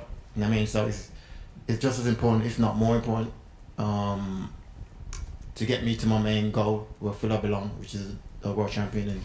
And so yeah, that's my mentality. I'm not looking past him. I'm just saying my main goal is to get back to where I left off. And he's the guy that's in the way, and that's it. Leon, right over here. Excellent for Karate Bushido. We know that some champions feel way more light when they lose the title. Do you feel like you have a better preparation since you didn't have the title this time coming into the fight? Way more light? Yeah, light in terms of light. pressure. Oh, mentally. Yeah. No, not really. I feel like for me, all fights is a title fight. You know what I mean? All fights are important. It gets you to that main goal where you want to be. So my preparation is just as good, if not better. So not really. I feel like being a champion, you want to win just as bad as being a challenger. You know what I mean? I feel like it's all just glitz and glamour, right? About but the actual fight, you put the work in camp. I don't care who it is, whether you're fighting a journeyman or a world champion. You got to put for yourself. You got to put the work in to go into the fight. You know. Okay. You also said that you're going to jump up of category maybe if you have the opportunity. We hear talks about Islam Makhachev going into your division. Do you think it's kind of disrespectful for him to think that he can beat you guys, or do you think he actually has a chance since you trained with him before? No, I think everyone's trying to move up. Like I said, I'm trying to go to middleweight. He's trying to go to lightweight. He's trying to go to welterweight. So I feel like that's the game, right? The game is the game, and if he wants to move up, then so be it. You know. Thank you. Good luck. Sean, go ahead. Hey Leon, just a lighter-hearted one here. There's a clip going around online right now of a fan of yours. His name is Robert. Yeah. He was at UFC 304, and it was his birthday, and his brother, instead of getting a cameo from you, decided to troll him and get a cameo from Bilal instead. So I'm just wondering if you have a birthday message. Did he kill himself after see that? What's his name, Robert? Yeah. Yeah, Robert, you probably did eat and throw away your phone if the Bilal thing, and yeah, happy birthday. Hopefully get to meet you one day. Leon, so Sean has predicted how he sees the outcome of the fight. What's your response to that, first of all? And What's the prediction? He said a submission. Okay. Second or third round. I can't see that happening. I've never been in a submission threat in my career, really. I fought better jiu-jitsu guys than him. For me, I'm going out there to put my weight. Like I said, Bilal can stop you with punches. I'm going to hurt you, you know what I mean? And like I said, seeing the size difference, I feel like once it feels my physicality, yeah, I feel like I'll stop him, you know, and so let's see. And how does it, or does it at all, impact your preparations when you hear opponents being so brazen in how they are going to approach the fights? But that's the only thing you can say. Not to say, oh, I'm going to go out there and knock him out. You know what I mean? He's going to go out there, he's going to wrestle, and he's going to look for a submission. That's the way he fights, right? So whether he said it or not, I probably would have fought it anyway. You know what I mean? Just from watching his tapes, and he fights the same way every single fight. I can't see him changing, and he didn't beat no one really apart from Gilbert Burns in the top 10. You know what I mean? So if you're looking at resumes and what's what, I feel like there's levels to the game, and something like show him the levels, you know. Cool. And last one for me, you've talked passionately about Bilal today, and also... I'm not talking about Bilal, you fucking keep asking me about Bilal. Oh God. The #1 contendership, and Yeah. possibly regaining the title, and these long-term goals. How much of these are motivators, or could they be potentially distractions ahead of the fight on Saturday? What's the question, sorry? Your long-term goals. Yeah. How much are they a motivator going into Saturday, or could they potentially? How do you stop them from distracting you from the fight that's ahead? So this is not about Bilal, it's about the belt, not Bilal. So you've got the fucking belt. I meant long-term goals. Okay, so my goal is the championship. Whether Bilal's got it or JDM. Okay. Like I said, my whole career, it's been the same, right? I've always had a goal in my brain to become UFC World Champion. That goal drove me to become UFC World Champion. Now my goal, I lost the belt. Now my goal again is to be 2-time World Champion. So I need that in my brain. So I get up in the morning when I'm running, when I'm envisioning, when I'm dreaming, it's for that, right? So I don't get how a goal can be a distraction. You can't, for me anyway. You know what I mean? I feel like it's motivation, if anything. It helps you to push on, and that's it. I don't get where the confusion is coming. Cheers, Leo. Thanks. Leon. Just a few more. Yeah, just a few more. Go ahead. Yeah. Leon back here. Made some rounds on social media last night. A potential staph infection on your arm. Is there any update you can offer on that? I actually did have it like this is what six weeks ago. Took antibiotics for it. It's gone. I know it affects cardio-wise or nothing. You know what I mean? I was fine. I don't know if it was staph. It was like a bite or something, but yeah, that's 6 weeks ago. Nothing affected nothing, and I'm good. And how do you compare the grappling style of Sean Brady? Obviously, he's more of a jiu-jitsu style guy than the likes of Bilal. And do you feel like this is a preferred matchup for you? Because, as you said, you can right those wrongs of the Bilal fight with a similar style. Yeah, I feel like it's like I said, it's a style I'm used to. He's also more jiu-jitsu in him. But it's a style I'm used to, a style I'm comfortable with, and it all depends how you look at it, right? I look at it like it's a great fight to prepare me for what's next. If Bilal win, if not, it's a great style to keep leveling up. You know what I mean? So it's all about like how you see things, right? It's you either take it as negative, like why you keep fighting grapplers, but it's like if you truly believe you're the best, then you should be able to fight any of these guys, whether it's a grappler, striker, jiu-jitsu, karate, taekwondo. Like, why does it matter what the style is? You're gonna fight them one day anyway, because that's your job, right? That's the goal is to be a champion. So is his, I should imagine. So eventually you're gonna fight these people. So it doesn't matter whether it's today or fight next or 2 fights. Eventually, if he keeps winning and I keep winning, we're gonna fight each other. So it's all just like I said, how you look at it. I don't see it the way you guys see it, and yeah, that's it. Leon, just one question from me. All being well, and you go and achieve your 2-time champion dream, the UFC are likely to bring a big pay-per-view show back to the UK. Would you be comfortable doing that? 5 AM, 6 AM. No. That even for a massive pay-per-view headliner, that's done now. No, I wouldn't do it again now. I'm trying to think I'll go back to America, or if you're gonna do like 5 AM here, you might as well take it back to the States, And I feel like the UK fans deserve a big, like they did to London. That London one was good when me and husband did it. You know what I mean? So let's run that. Let's do that again. Okay, we have time for 2 more. 1, Leon, 2 in the back. After your last loss, we know you've worked harder than ever to reposition yourself as a clear contender and reclaim the belt. What changes do you think we'll see in you this Saturday night, and what can we expect from Leon Rocky Edwards? I'm just more forward aggressive guy. I feel like I was more fighting to like not lose my record, and I was like, I've been like 12, 13 fights here for years, lost for like 10 years. You're a champion, so you build all these things up in your head that you're trying to chase this dream to beat just your record. That you kind of fighting not to lose more than to win. You know what I mean? And now I feel like Saturday night I was going in there as the young when I first got into the UFC, going in there to chase that goal again. You know what I mean? And it makes me excited to feel that, and yeah, I'm excited for it. I also wanted to ask you how was the adaptation in your camp, being after such a significant change in preparation, and what was your first feeling when you knew that you were going to face Sean Brady? I don't like, for me it didn't matter who it was, there was a few names on the table, and I was just like, am I fighting in London, yes or no, or if not, am I moving to the Jamaica? Like, I just want to know what my time frame as far as camp goes, what's what. Obviously we got the decision I'm fighting in London, and as far as the opponent goes, like I said, it's more about me, right? It's more about I'm focused on what I need to do, and so it didn't matter about Sean Brady or whoever else it was going to be, And the last one for me, we also talked before about the possibilities of Islam Makhachev coming up in your division. Would you like to face Islam for the title, and if so, how would it play out between you and Islam, knowing that you were his first sparring partner in the US?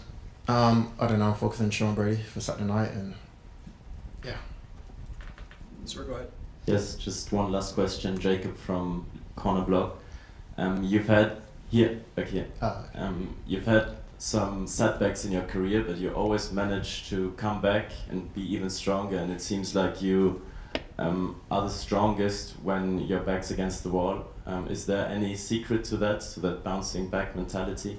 No, not really. I think just like my upbringing, right? Just the way I had to be where I'm at in this position. You know what I mean? I feel like it takes a strong man to go through ups and downs and to rebuild, go again, knock that and come back again. So it's like I think over time you build this like callus in your mind, in your brain, and in yourself. It doesn't matter what happens in life. You just keep cracking on, keep moving forward, and it's all about how you perceive things, right? And how you look at it. You can do oh, why me, and moan about shit, or you just like, okay, yo, who is it? Sean Brady? Oh yeah, Carl. Why is he orthodox? He's orthodox. What does he do? Does he wrestle? Why he wrestles? Oh yeah, let's get back to work, innit? Like, what does it matter? Like who or what? Like is in your way? Like what is your goal and what is your dream, and what confidence have you got in yourself? And yeah, I feel like from being born in Jamaica to become the UFC World Champion, it was a long fucking road, and that road built a lot in me to withstand and overcome, and after time again, you know what I mean? So my mentality is outside of fighting, you know what I mean? And that's it. I'm just built different, you know. Thank you. One final question, sir. Thanks very much. Sai from Against the Fence. How you doing, Jan? Good, thank you. So you said earlier about how Sean Brady fights. It's pretty similar time and time again, and obviously it's a strategy that's worked for him, as he's only got that one blemish on his record with Belal Muhammad. Yeah. How closely have you looked at that tape? What kind of tactical insights have you taken away from it, and where do you see the advantages coming up against him this weekend? What have you learned? I've seen a lot from not just that fight, but from all his fights. You know what I mean? Everyone keep talking like he's some newcomer's eyes. I'm 33, he's 32. You know what I mean? He's not like a young kid, like 25 years old, fresh coming to the UFC. But yeah, like I said, there's a lot of things that we've seen on tape that we can take advantage of, and I'm excited to go out there and perform and yeah, just show the world, you know. Very good. Yes. Thank you.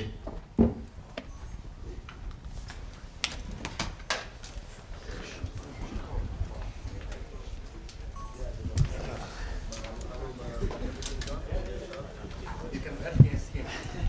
He's money.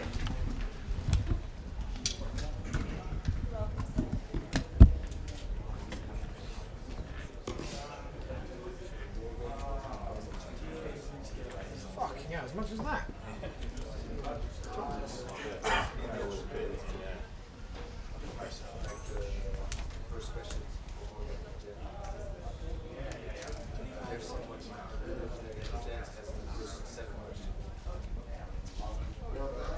Yeah, sure. I'm going to try and get my laptop.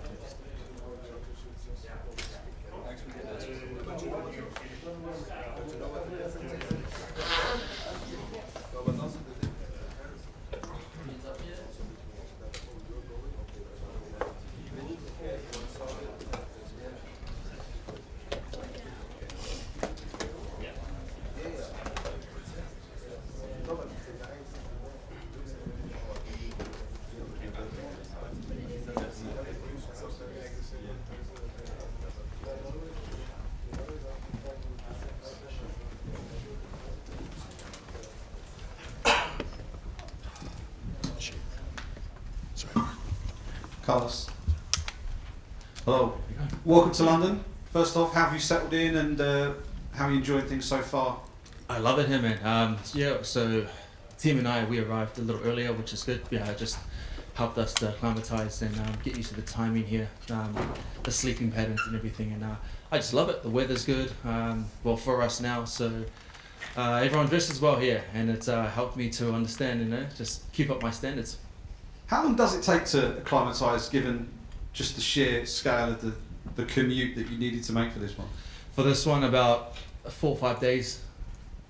And you've got a really tough, experienced opponent, and a durable one as well. So how do you view this matchup in terms of a stylistic matchup, and perhaps an opportunity to really showcase your striking skills? Yeah, Jan is a very well-established and experienced fighter, so you know, we've got to make sure we go in there and get the job done. That's all that matters. And if you were kind of grading your progression through the UFC so far, what kind of grade would you give yourself, and how satisfied have you been with your performances thus far? Well, when you look at it, you've got someone who's on a 7-fight win streak, the most in the light heavyweight division so far. So, very exciting, and I think everyone would be merited for a title shot after this. Against Jan, you're facing a guy who Alex Pereira couldn't finish, and Magomed Ankalaev, who's the current division champion, couldn't finish. What is it about your skill set that you think can get the job done where those two guys weren't able to? We'll just have to see on Saturday night, but I come with a different approach. Great stuff. Thanks very much. Thank you. Carlos over here. This side. Yeah. In Jan, you're also facing an opponent who has fought a teammate of yours, Adesanya. Did you guys talk about the fight, and did you watch his fight with Jan, even though it's been a while? Yeah, I mean, I was training alongside Israel as he was preparing for Jan. This was my debut against Nzechukwu, so we were training alongside each other. We knew what was about to happen.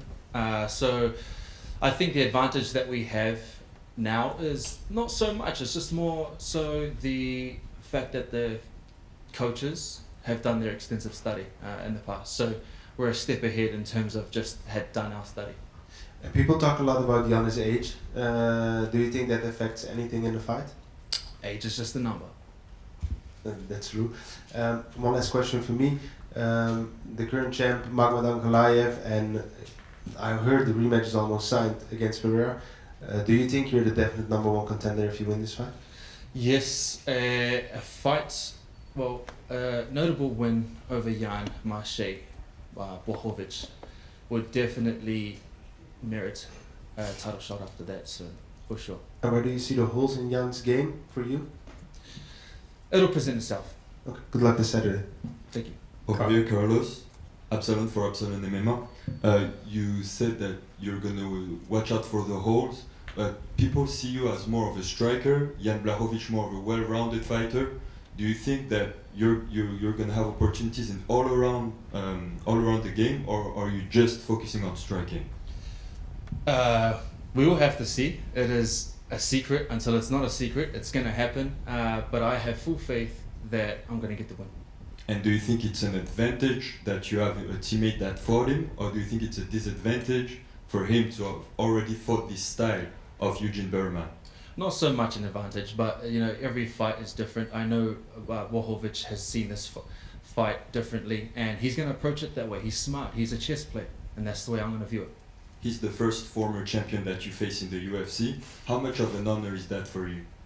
Very much so, and a win over Jan would definitely merit it. If you don't get the title shot, who is the opponent that you would most like to fight against? Since you had an upcoming fight against Jamal Hill, is it the one that you would want to face if you don't get a title shot after? There's a title shot there, brother. There's a title That's shot. what you want to get. Thank you. Good luck. Thank you. Carlos, over here. How much did you value the experience you got in a technical fight against Volkan Oezdemir, a former title challenger? Yeah, a lot, man. I mean, I took a lot from that fight. I mean, obviously, I wanted to get knocked out as I usually do, but you live and you learn. I took 3 rounds with someone who was supposed to have been a great striker and on a great roll. So, for me to do that to someone like Volkan was a well defeat in itself. And if you are to win, there's been a trend of fighters weighing in as a backup to then earn their title shot. Do you feel that with the rematch between Pereira and Ankalaev, do you want to weigh in as a backup to potentially earn your spot more than just this fight? Yep, that could happen too. Thank you, sir. Carlos, just quickly, how do you think a rematch between Alex and Magomed will go down? I know that Alex will work on the holes that he needs to. He'd probably be in the gym right now as we speak, doing that. And he's a player, and I could see he will make the differences that he needs to, or the adjustments. And but I just feel that Ankalaev, he's a strong player right now too, and anything can happen at this point. So do you see Ankalaev holding on to the title when you finally get that shot? That's something I visioned, for sure. How do you think a fight with you and Ankalaev will go down? You know how it goes down. You know how it goes down. All right, thank you. Carlos, you got asked before down here. Sorry, you got asked before about obviously Izzy's experience with John, but Eugene as well as one of the great coaches. Have you kind of seen another level of his coaching, given how much knowledge you'll have of your opponent and just the kind of level of detail he goes into with that? Yeah, Eugene, Twist, and Andre, they all do their study. So I trust in my corner, and whenever I step in the octagon, I put all my trust in them. I let them be my eyes when I'm in the octagon, and I just do my work. And the amount of travel you've had to do, those guys have coached all around the world. How much have they been a benefit to you as well? A massive benefit. I mean, we're a big team. There's a lot of us here now too, and I'm grateful that my team has, extended team has been able to travel with me so far, and so it's great that I feel at home so far away from home. Thank you. Go ahead, please. Carlos, some fighters don't like their opponents to have a bad blood with them. You've met Jan Błachowicz. What do you think about him as a man and as a fighter? Are you able to unlike him? Yeah, whenever I step in that ring, nothing gets in that way. So, but before and after, I've always viewed and I've always followed Jan. I respect him as a man. And the way I put it is, I've got 2 sons, and like if I feel that my sons could look up to someone like him, then that'll be good. I view that way. He is he can inspire kids and people around the world, and I like that. Last one from me. What do you think about the current situation of Israel Adesanya? Do you believe that he can be again a champion in UFC? Once a champion, always a champion. Thank you. Sir, go ahead. Thanks very much. Sorry again for me, against the fence.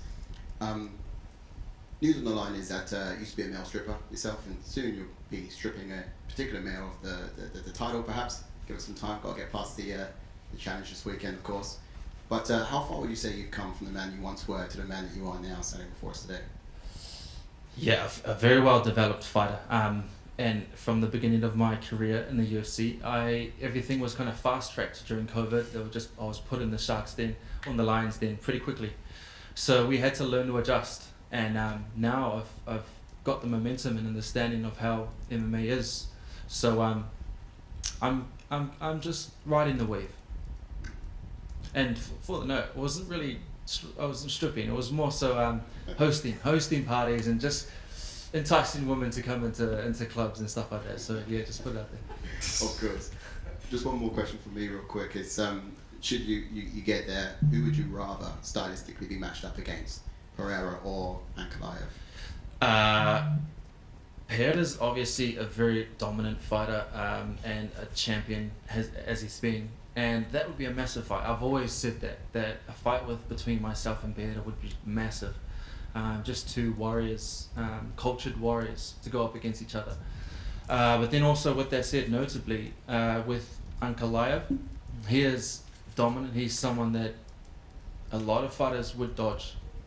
So a win against Ankalaev would definitely shoot me past anyone. So either one would be great for me. Boom, stock massively. Great, thank you. Thank you. One last point. Carlos, just a break. You come with another teammate, Kevin Joseph, French UFC fighter. He had a judo background and good grappling. Does he help you with the preparation against Jan Błachowicz as well? Yeah, he's amazing, man. So that's the whole reason why we have Kevin on board on this camp. Is he's sharp, man. His grappling is second to none. Obviously, his judo is amazing. He's got the good judo chop, which he's taught everyone a few times at the gym. So he's known for that one. But everyone plays their part. Everyone plays their part, and I'm glad that we've all collectively come as a team. And all I got to do is make sure I finish the job. Good luck on Saturday night. Thank you, sir. One last question in the back. Hey Carlos, it's Kat. When you said there's so much more on the horizon besides having the belt, would something like being on the cover of GQ be on the horizon? 100%. Yeah, that's it. That's everything that we've put in the lines for sure. GQ they've already sung out for a bit, so we'll definitely get there. Thank you. Thank you.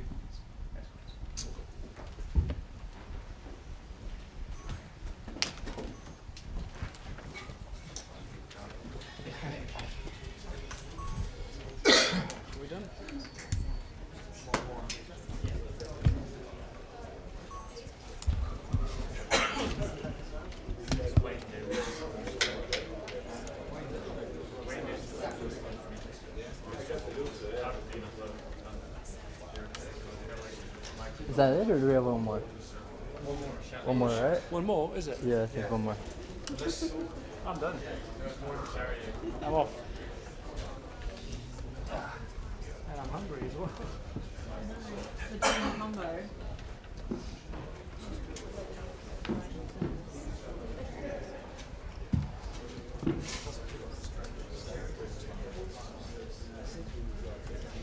Gang, the last athlete is on the way, and then there's lunch outside when done. Gang, final athlete is on the way, and then there's lunch outside. Thank you very much.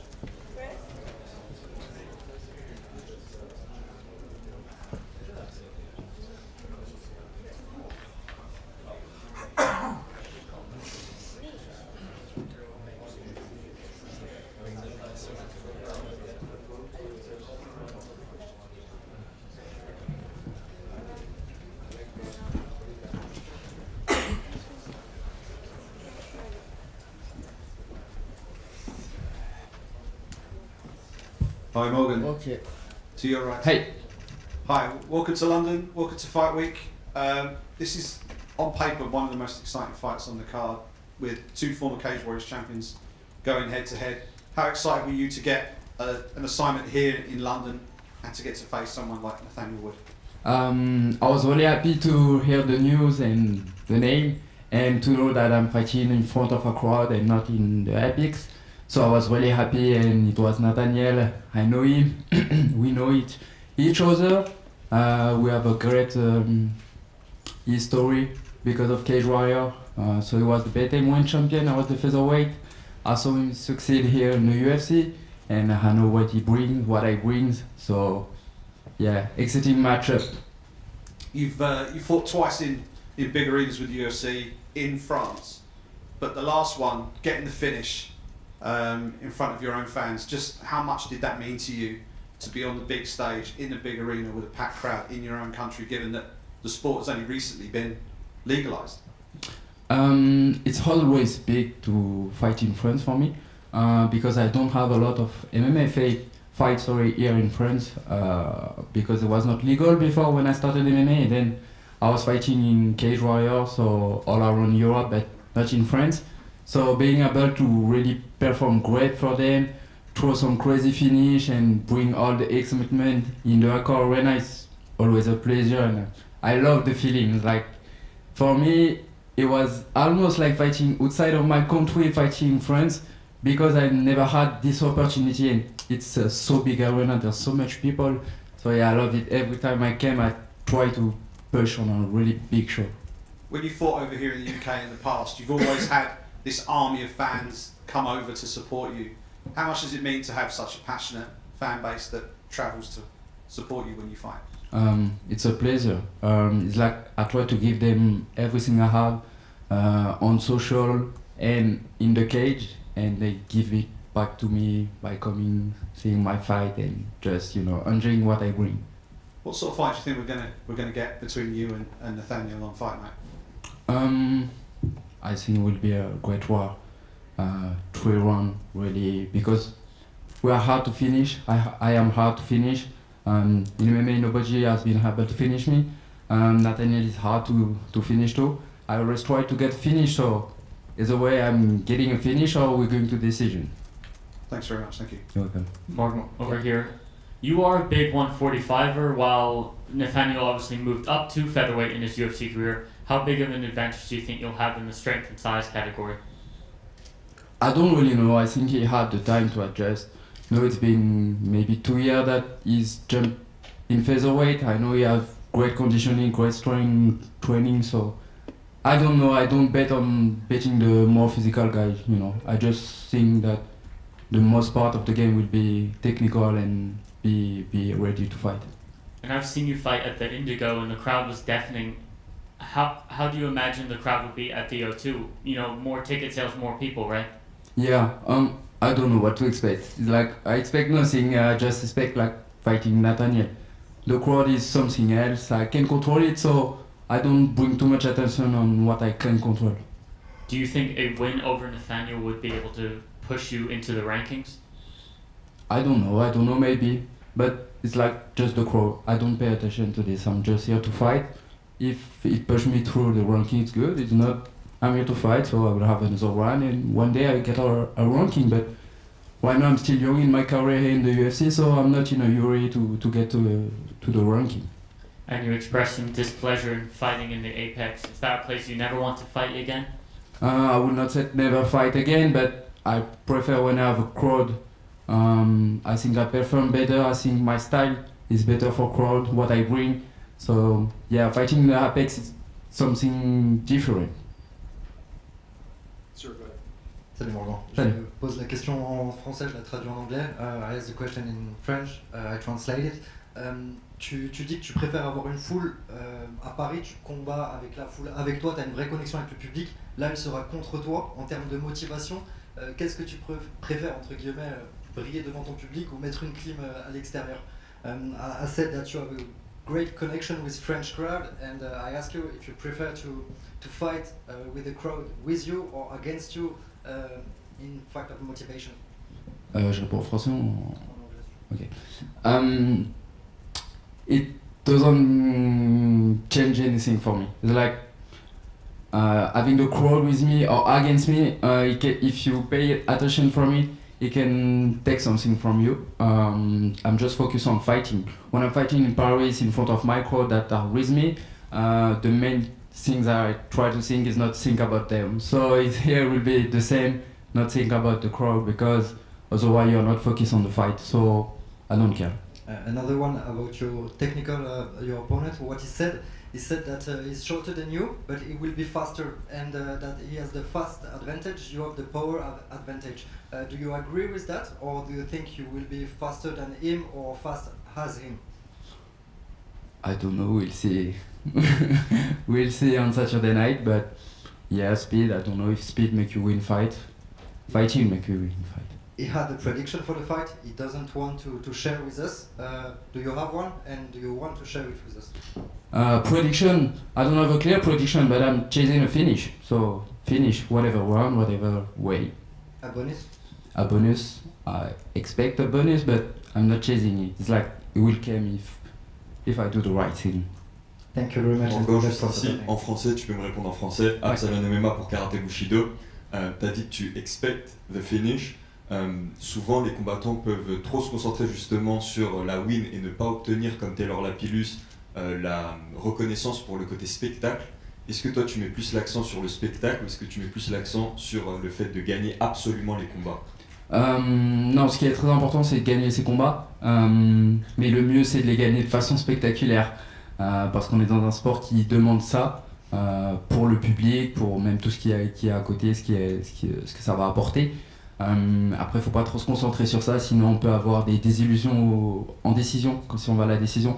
Donc le plus important, c'est quand même de gagner le combat et de maîtriser sa performance. Et si on maîtrise la performance, enfin moi en général, quand je maîtrise le combat et la performance, il y a un finish.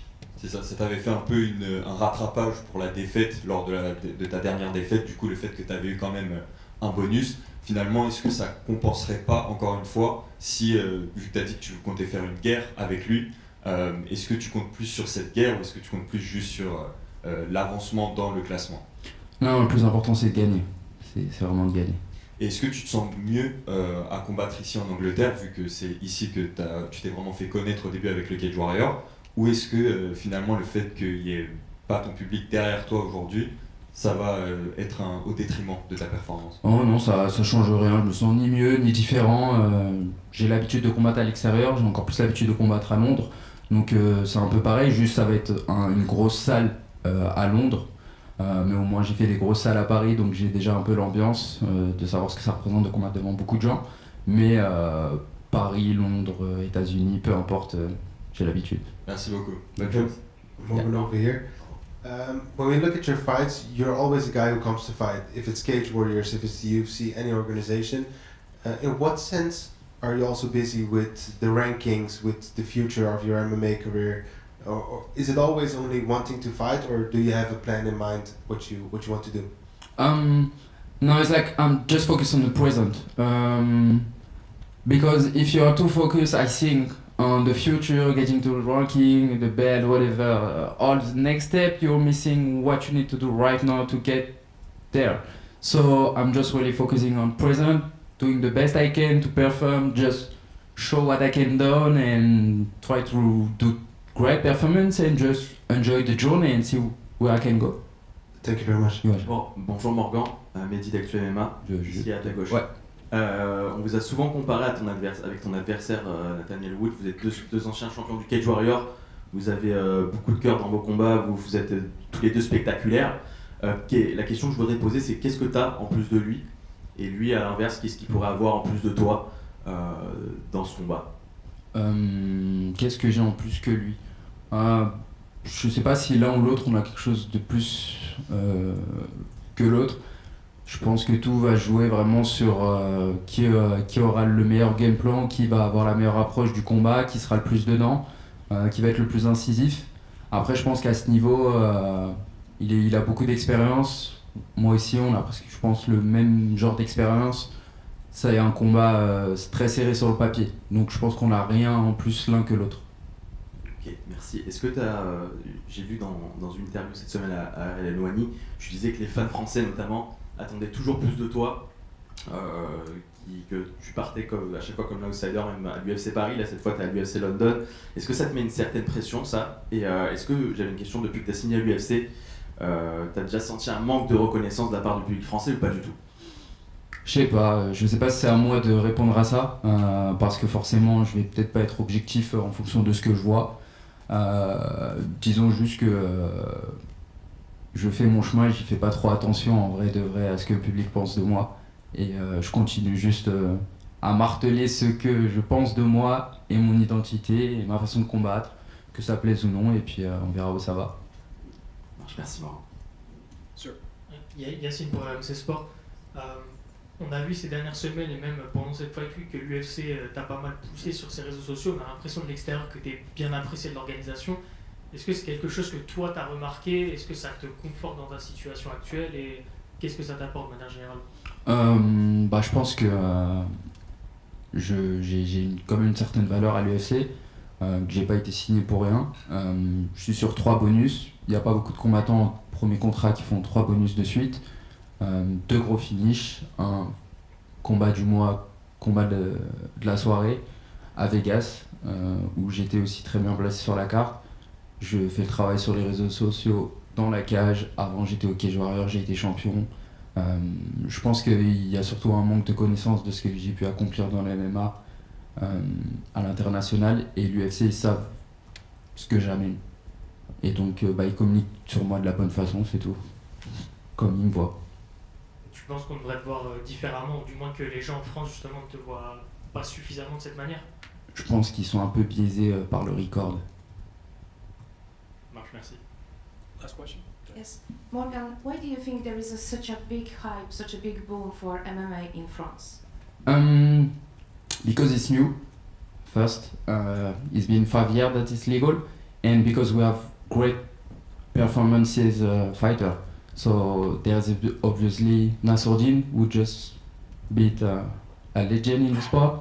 There is Cyril Gane, there is Manu, who is fighting for the belt, and there's me, there's William, there's Fares.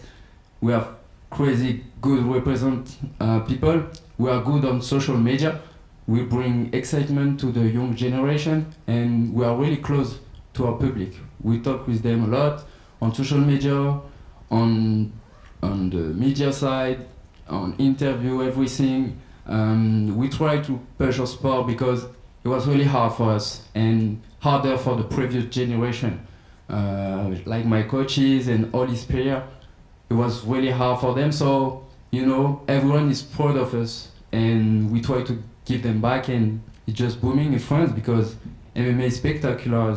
And when UFC came, every time we just had another step higher and higher, and every Paris show is crazy. We do crazy performances, so yeah, they love it.